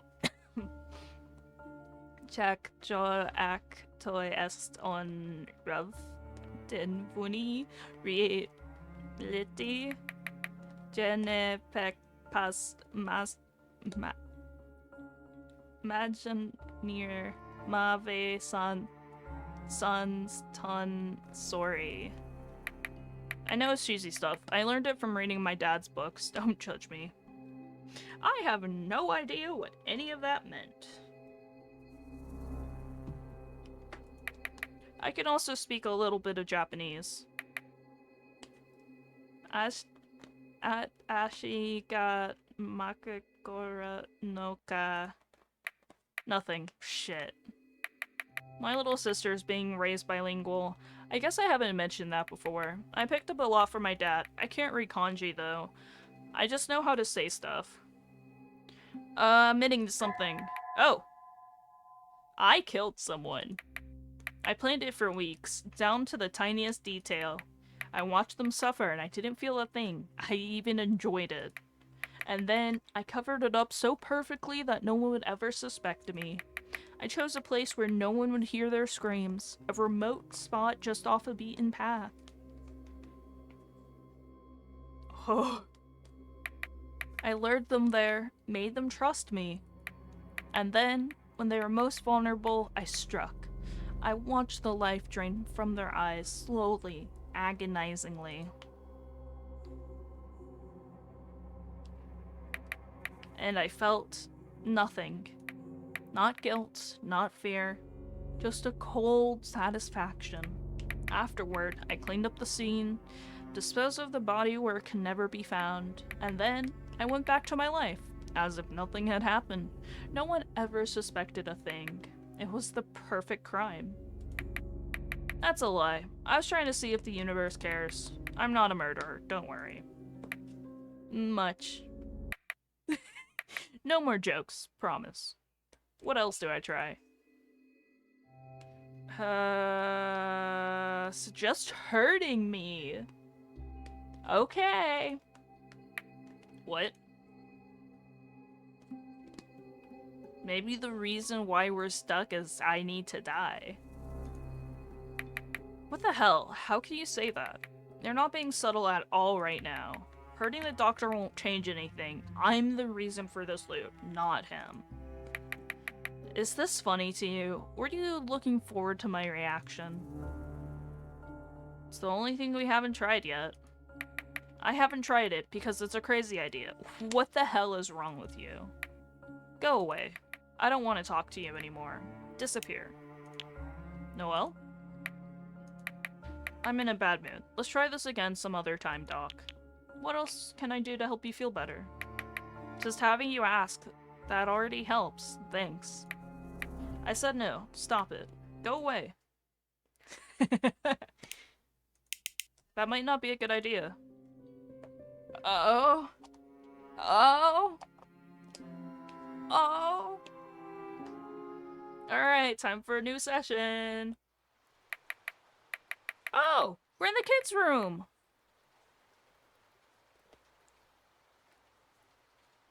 Your life is not in danger in this room, and there's nothing I can do to save you from something that happens after this loop.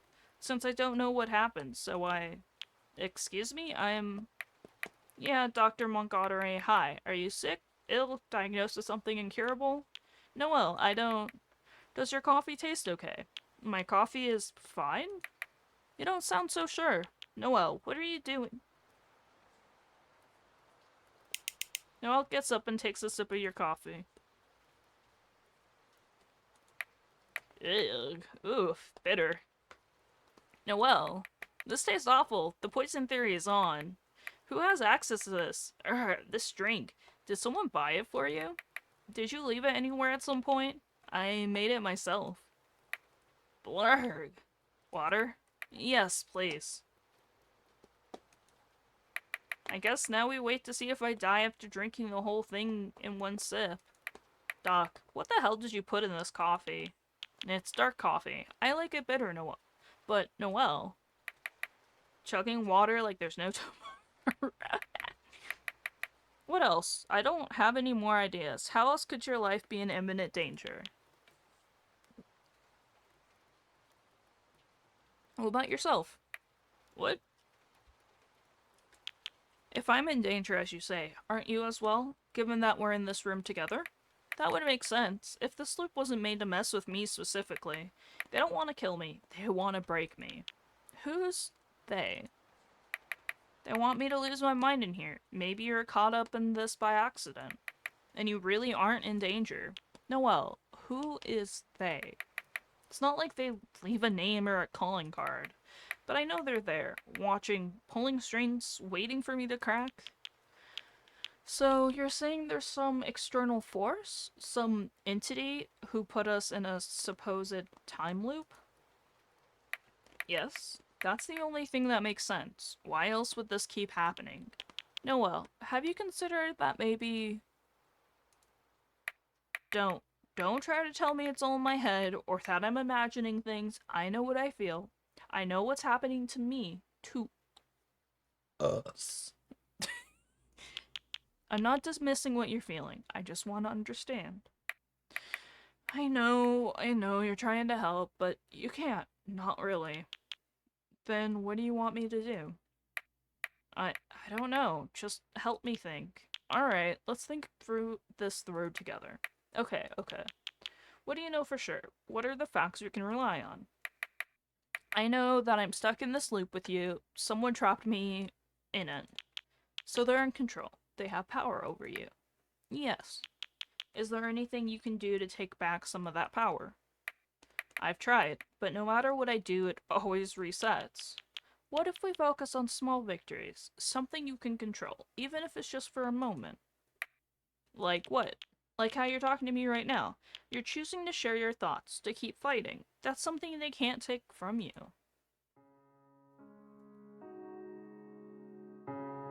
Zoom in. That's a weird thing to focus on. Often, the small things are all we have, and they can add up to something bigger. So, it's a good thing that this cute loop keeps going on? Not necessarily, but there must be a way. But what if it never ends, Doc? What if I'm just stuck here forever? What if nothing I do matters? What if it's all pointless?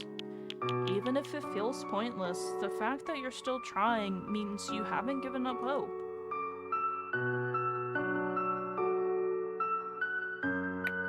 Hope. I don't know if I even believe in that anymore. I'm so tired of this, you know? I don't know how much longer I can keep it up. But you're not alone. Talk to me. Right, since you're not gonna remember this next time, I might as well. Get on with it, huh? Oh. Says I can't stop making airport. Oh, I went to the doctor the other day. Says I can't stop making airport puns. Told me it's good one. Good one. Hurry up. Oh. I have to be alone, but I don't like being alone. I hate it. I'm a people person, but I have to travel alone or there won't be any people left. I'm so tired of it. Of pretending everything's okay when it's not. But what else can I do? Whoa, space. It's easier to just stay quiet.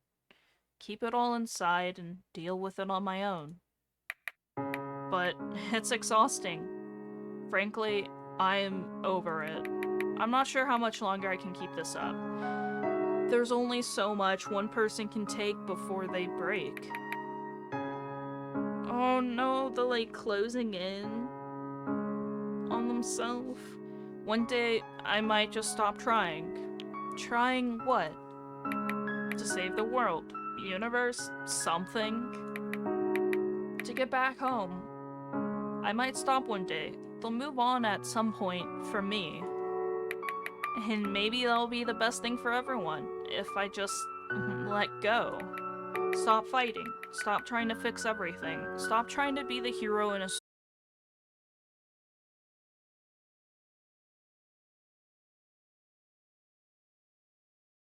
or if I just keep it to myself.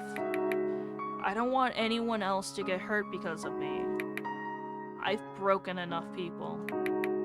Destroyed the life of enough friends.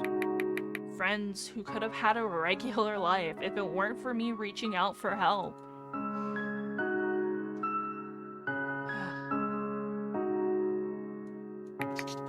It's almost 3:30. Why is that important? I'm not dying. I don't feel weak or anything.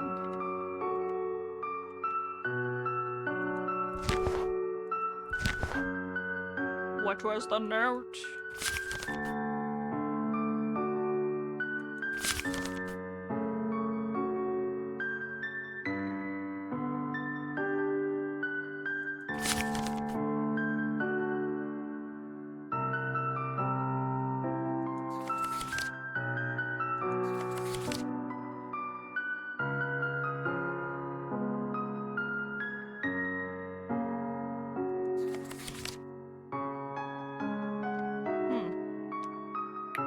The coffee isn't poisoned, is it? Are you relieved? More disappointed than everything, but it was a long shot anyway. Everything I touch is destroyed. Everything I look at breaks. And everyone whose kindness I accept is gone. Over and over again. Just another loop. Just another routine. Nothing changes. Nothing. Aww.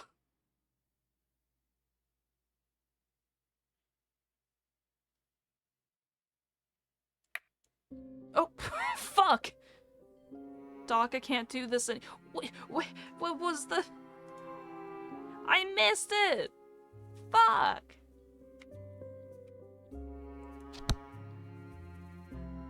I guess I'll have to look at the VOD. Hello, Noelle. Are you religious? I'm Dr. Montgomery? Sure. Are you religious? Why do you ask? Curious. Are you religious yourself? No. I know there's no God who can help me. Are you religious? It was, oh my god, the fucking therapist we play is raised Catholic. I was raised Catholic. So you know the story of Adam and Eve.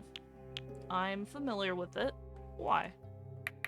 So you know how it goes. God creates Adam and Eve, puts them in the Garden of Eden, and tells them they can eat from any tree except one.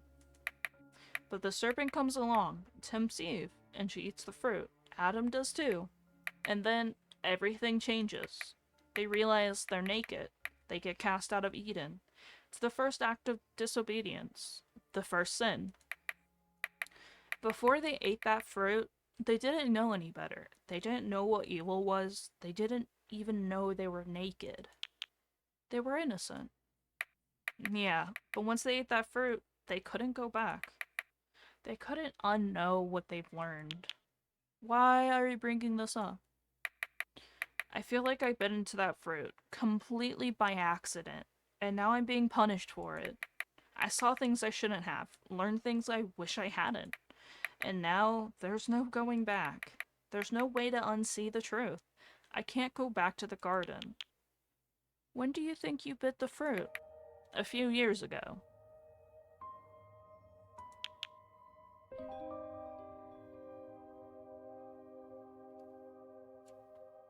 So, you were a teenager. Did someone tell you to do it?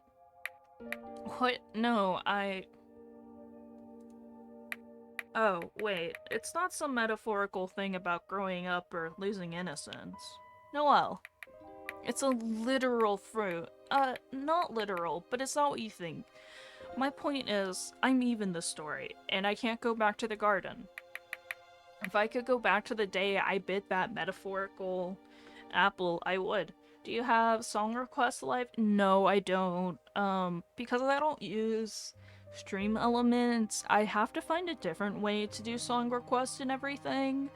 So essentially if I do have music playing, you can always, give me a YouTube link, like YouTube or a song or something, and I'll just manually put it in and stuff. Yeah. But you can't. Stream Elements is, I know Stream Elements, it's just another bot in chat. I don't know. But you can't. I can't. In theory, huh? What was with that piano noise? I see you realize something. Somehow, if I could get out of here, I know where I'm going next. Where? Never mind that, Doc. If Adam and Eve never bit into the apple, what would have happened? What do you think? Can you be a human being for me right now, not a therapist, please? I don't need you to deflect the questions back to me. I just need a person. You want a friend? Whatever. To answer your question, I think not biting the apple would mean no pain, no suffering, but no growth either. Ads are gonna start in about 5 minutes.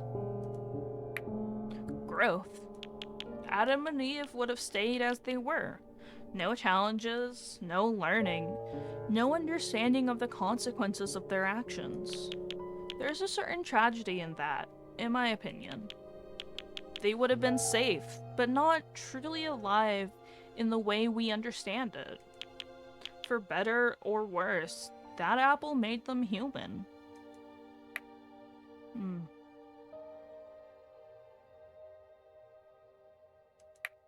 Ah. Does that make sense to you? It does, but I don't like it. Do you think something similar could have happened if you hadn't bitten your apple? No. My life would be much better if I didn't know the truth. It's different. Biting into the apple wasn't something good. It was bad.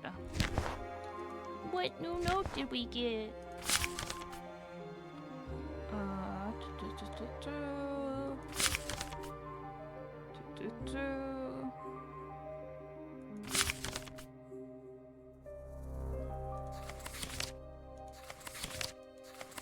Damn, I don't see the note.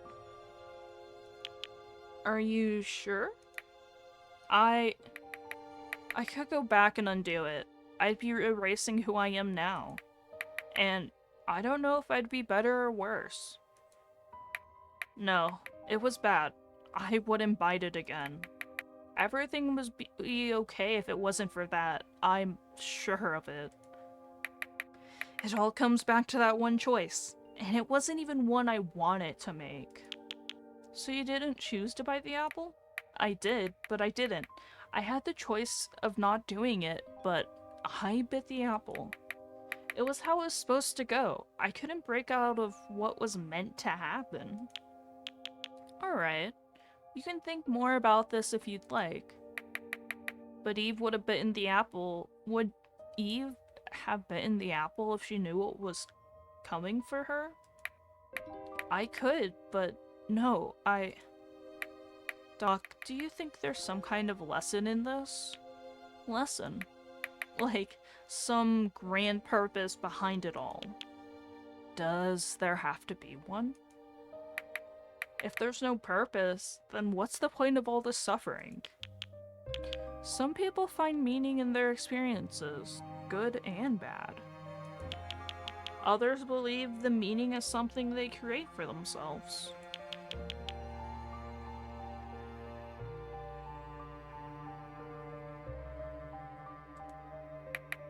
That sounds like something you say when there isn't an answer, Gramps.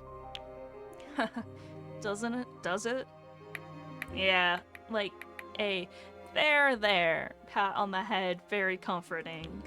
Well, I do have a PhD in saying things that sound wise, but are actually vague. A PhD, huh? Impressive. Let's kill some time. Apple of sin. If only I hadn't bitten the apple, if only I'd been smarter, if only I... Oh, we got the toys! Ah! Those toys up there. Cute. I'll get them. Noelle gets the toys from the shelf. A blue teddy bear and a... Lorb? What the hell are you doing here? I can't believe Blorb's here. His twin sibling? Blorb? Dad has a plushie that looks just like this one. His name is Blorb. He's a dom for hire and went through several messy relationships. The plushie? Dad makes up lore for all of his plushies on the spot when we ask him about it. He is very creative. He has more plushies? Blorb. Huge fan. I always got him plushies for his birthday and Father's. I fucking love plushies. Oh my god. I'll have more space for plushies, guys. Oh! He taught me that adults can enjoy cute things. Blorb, you sneaky thing. I didn't know you had brothers. Heard the tale of Blorb. Yes. That book over there in that shelf. The one with the yellow cover? Noelle gets the book from the shelf. I knew it. I've seen this book before. You have? It's a fairly new children's book. Right. My dad's bought it for my little sister.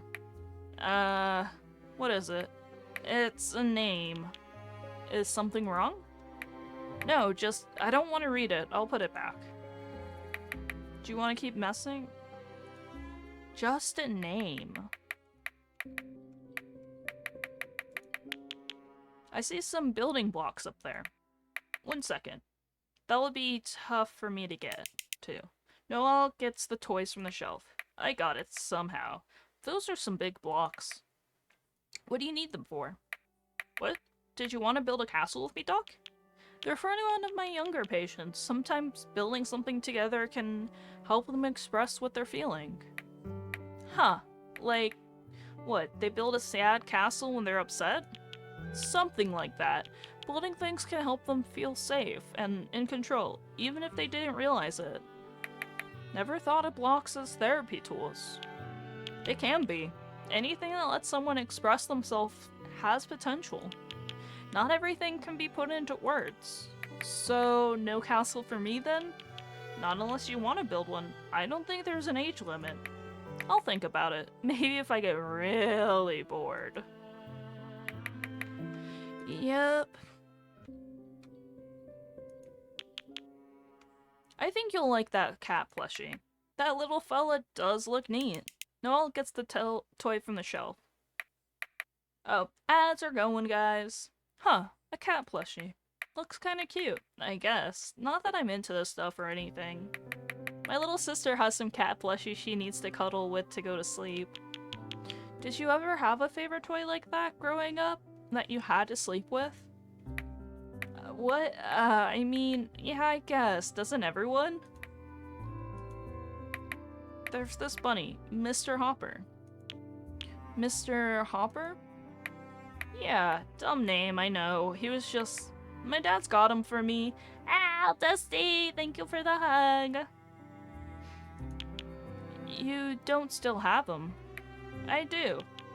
Until what age did you sleep? What do you mean, where's the cheese? Look a little harder, Spooky. The cheese is there. The cheese is always there. AKA, I forgot to redeem it. I forgot to add it in earlier, so I had to do it midstream.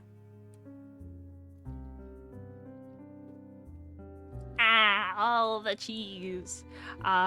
Wait, what? Hand, come on, hand, do a hand thing. I have the cheese touch. Ah. Until what age did you sleep with it? Until fairly recently. I'm so sad, lol. I had some music pop out in my feed and I'm like, hell yeah, only to realize it's like 20 years old. No! Ooh. Ooh. Whenever I get like the older music, it's just like, oh damn, I used to listen to this shit in high school. I haven't listened to it in a fat while. Yeah. Oh my god, Noelle, we're so in- well, I still kind of sleep with my like specific stuffed animal. I have a kind of hard time sleeping if I don't have them. They're a little panda named Ling Ling. It certainly brings up memories. You take that to mean he might still sleep with his bunny. Anyway, it's not a big deal, just the thing I used to sleep with. No reason to talk about it. It's okay to have something like that. Comfort isn't something to be ashamed of. I know, and my dad likes plushies and he's older, so I'm not, like, ashamed of it. He's still my friend, what's wrong with that? I know it's stupid, but I still like my bunny, okay? I understand. You know, there are studies that show that over 30% of adults still sleep with stuffed animals, and that they help self-soothe. Fuck yeah. Do any of y'all have, like, your favorite, like, a favorite stuffed animal? I know I have multiple favorite stuffed animals. I have one that, like, I cannot go to sleep with. Or without. And then I have my panda Skog, who's just like, duh. I usually don't like anything on my bed. Okay. I typically sleep with at least like 3 plushies in my bed, plus a husband.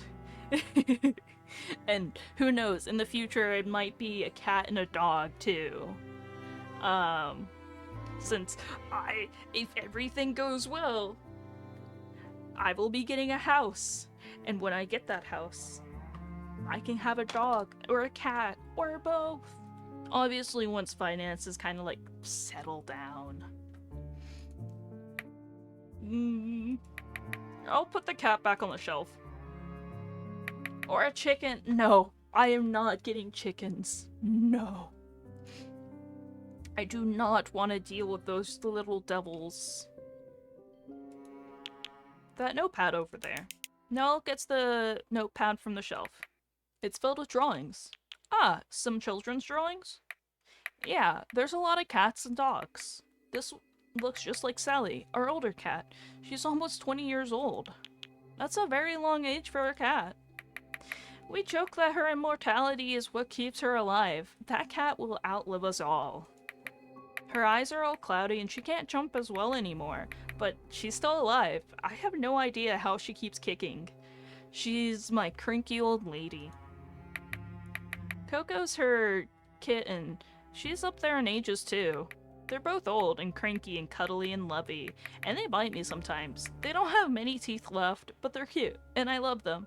Oh my god, old cats. They spend a good 90% of their day sleeping in my bed or my dad's bed. They like to cuddle when they're awake, though. You really love your cats. Of course I love them. They're my babies. I've known Sally since I was 5. I saw her giving birth to Coco and the other kittens we adopted out. I saw Coco open her eyes for the first time, and I got to hold her and raise her. I've had her for over a decade. She's my baby. So, did they welcome the baby as well? No, they both hated my little sister's guts when she arrived. They disliked her nursery, they hated her smell. Sally tried sneaking in and stealing blankets from her crib to put in her bed. Coco was left obvious about her feelings and would just hiss. They got used to her, mellowed out when they understood she was just a harmless baby. We taught her to pet them gently and to not pull their tails. Sally let her put hair clips and baronets in her head. Coco likes to nap in her lap. They're good with her now. We also taught her the important lesson that they are not horses, and she cannot, in fact, ride them around. I forgot to mention, when's the mycopunk thingy? Oh, as soon as I finish this stream, I'm planning on hopping on with a friend. And of course, Spy High, you are more than welcome to join us, because I'll probably just hit up that chat to do the VC. Wait, did I got a mention? Ah, I'm getting bullied! My friends are trying to delay Silk Song, or unrelease Silk Song. No. It's already out. I still need to finish Hollow Knight. But it'll probably be as soon as I finish stream, which I plan on, like, probably this session will be the last one, because my voice is starting to hurt.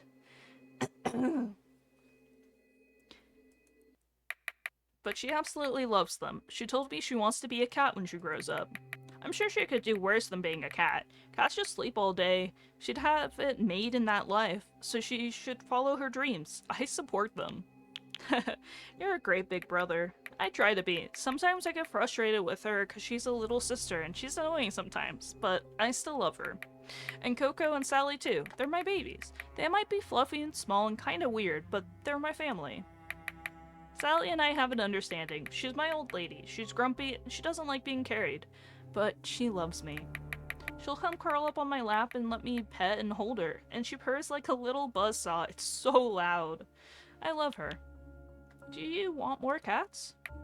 Oh, absolutely. I want 100 cats. 1,000 if I could. My dads won't let me, though. They say 2 cats is enough. I'm good with cats. They're so chill, they're clean, they don't need to be walked. You just keep their boxes clean and feed and pet them. They're so uncomplicated. You feed them, you pet them.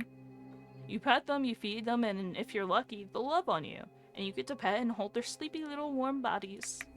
And then when they get all relaxed and sleepy and hide their little limbs, they look like little loaves of bread. There's nothing I love more in this world than sleepy, purry cats. I talked too much, didn't I? Thanks for hearing me out, Doc. Kitty Cat heard Noel gush about his cats. Yes, because we still have 3 more things. House looks heavy, but how about that Rubik's Cube? Okay, I'll get it. Noel gets the toy from the shelf. This side's almost solved. Do you want to try finishing it? I don't know how. Say you'll try instead. You any good at this, Doc? Well, you fall asleep and quickly solve the cube. Whoa. I love solving. I was able to do it once, and I haven't been able to do it again. You reset the cube and quickly solve it again. Part of my city's local speed cubing chapter in my youth. Amazing, how did you do that? Basically, you recognize a pattern from the unsolved cube, and then apply a strategy to solve it as fast as possible. I think my fastest time was 20. God damn! Bye high. Oh yeah, I love solving Rubik's Cube.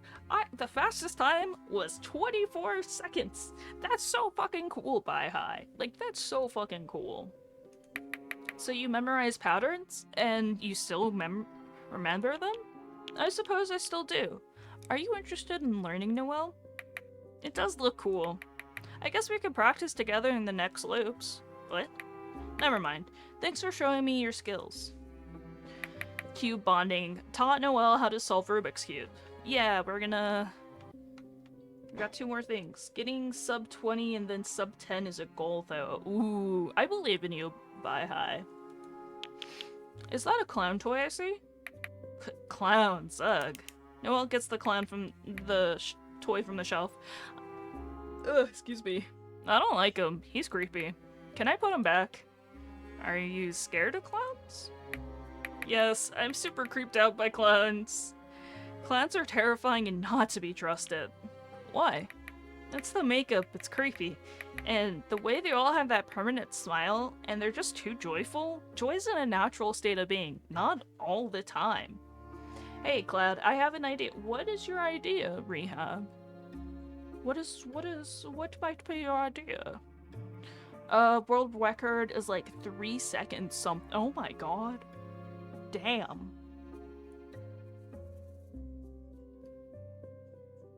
I am drinking water because my throat hurts. If something's always smiling at you, something's wrong. It's not natural. Clowns are terrible. Something's wrong with them. Even toy ones? Yes, those things stare into my soul. They're like Chucky dolls, or those creepy porcelain dolls old ladies like. Terrifying little Bro, my mom had some like porcelain dolls, and they were in my room. And then you know what I did? I passed them off to my sibling. To one of my younger siblings. I'm like, these are yours now. And I have no idea where they are, and I never want to see them again. Yeah, I can do some wall push-ups. Let me get at that.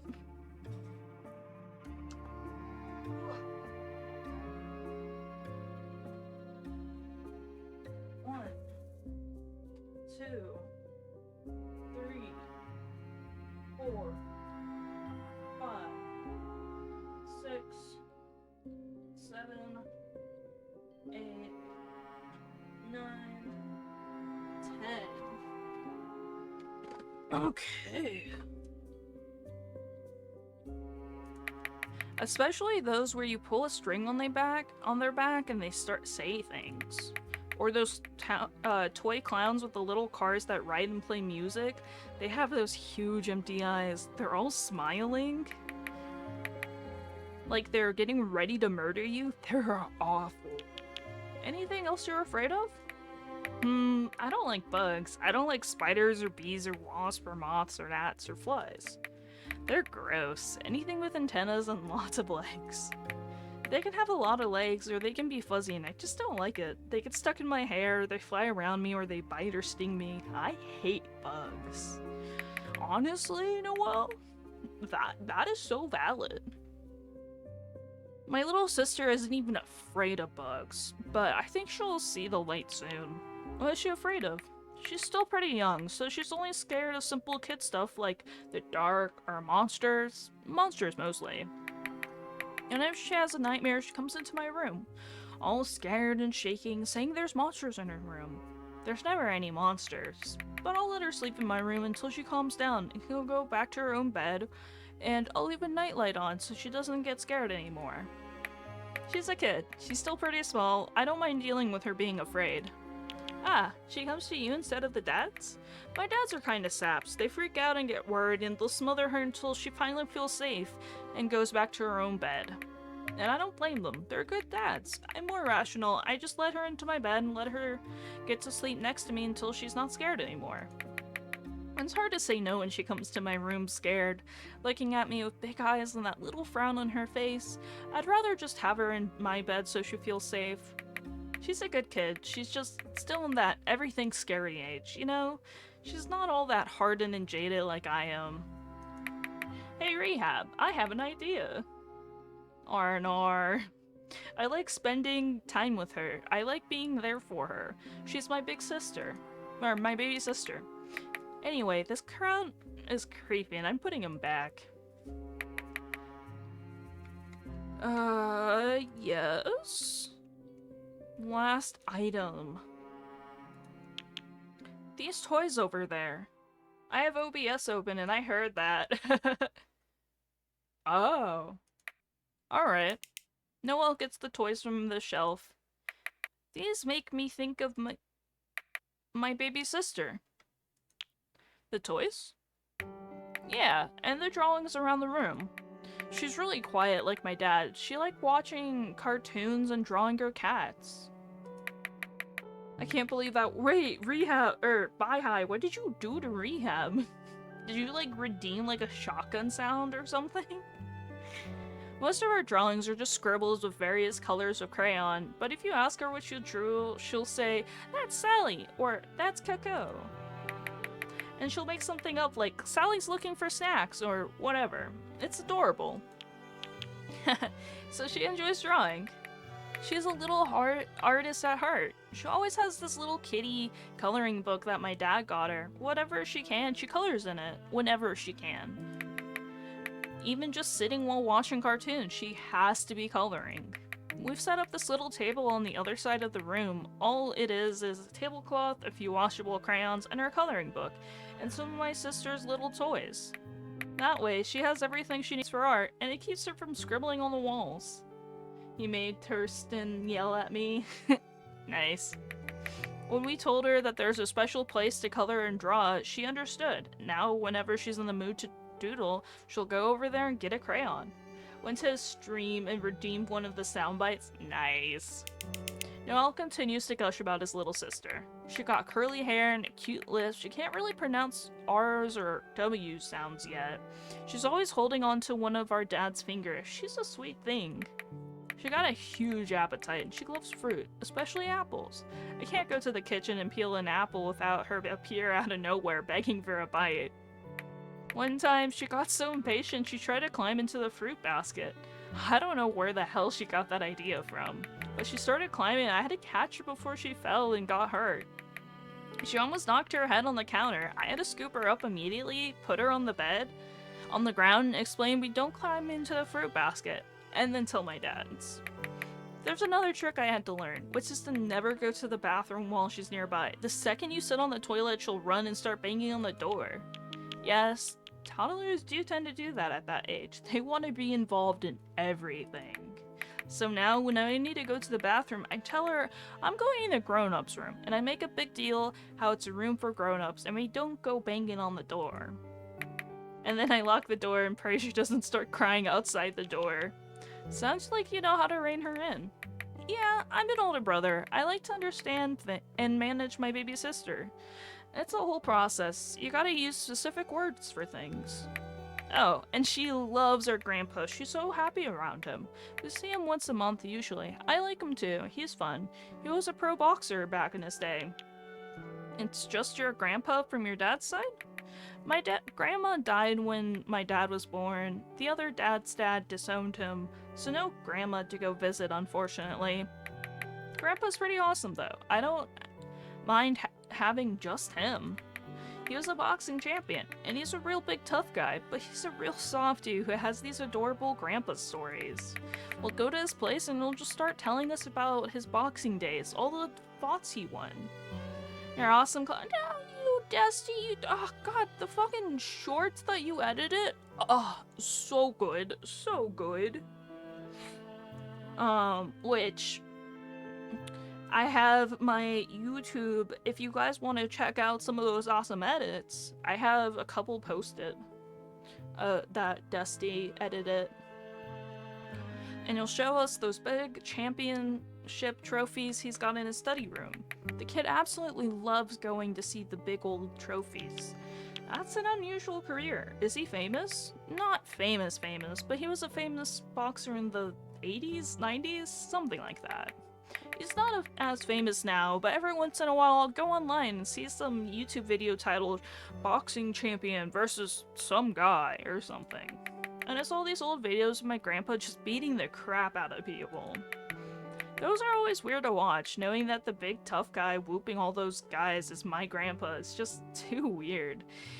He's usually so gentle with us, but in those boxing vids, he's a beast, throwing punches and knocking people out.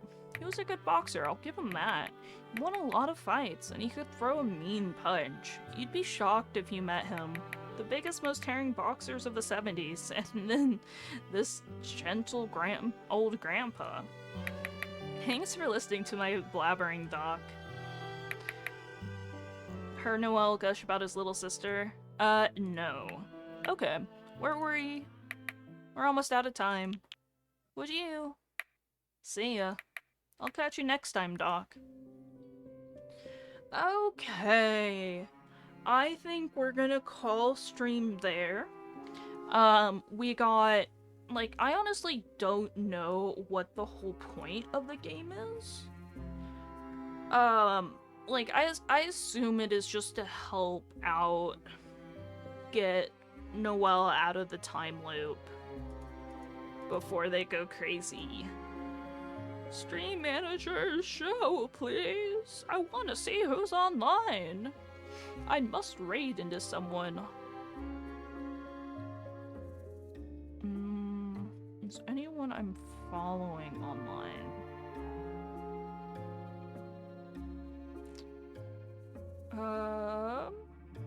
Just gonna look through the whole list. Okay. I think... Ooh. Alright. I have options for y'all. Do you want to watch someone playing No Man's Sky, Silk Song, or Guilty Gear Strive? You guys have... You're rolling... No! Rehab, I don't even have the game installed.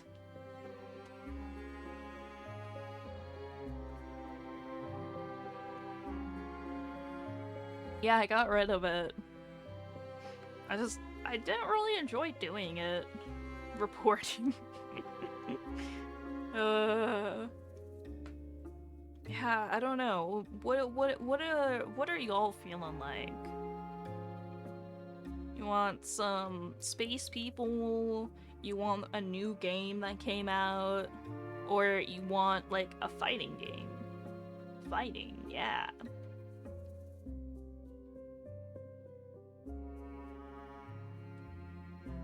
I'm gonna check something real quick. Streamer choice? Ah, damn it. Making me choose? Ah. How could you?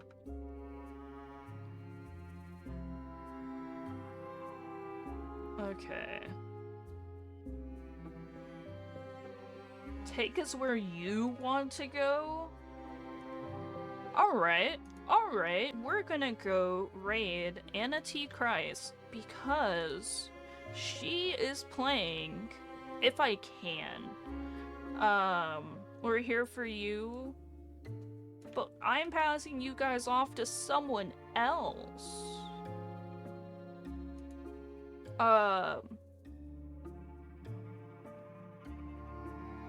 Okay, let me... Someone you trust? Yeah, of course. So Anna T. Christ, she's like a streamer that I just stumbled upon.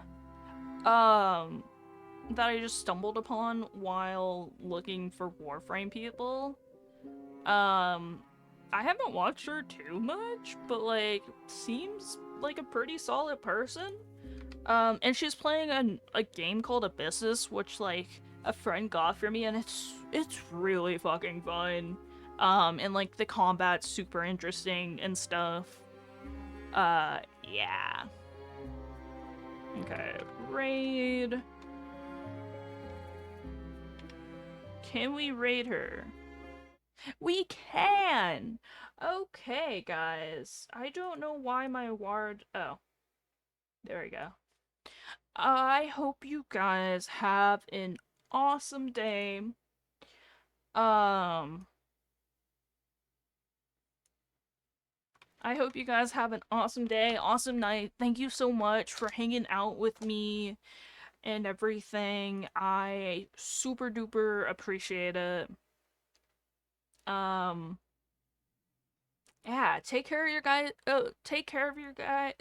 Take care of yourselves, guys. Drink water, eat food, take medication if you have not taken your meds yet. Yeah. Bye bye.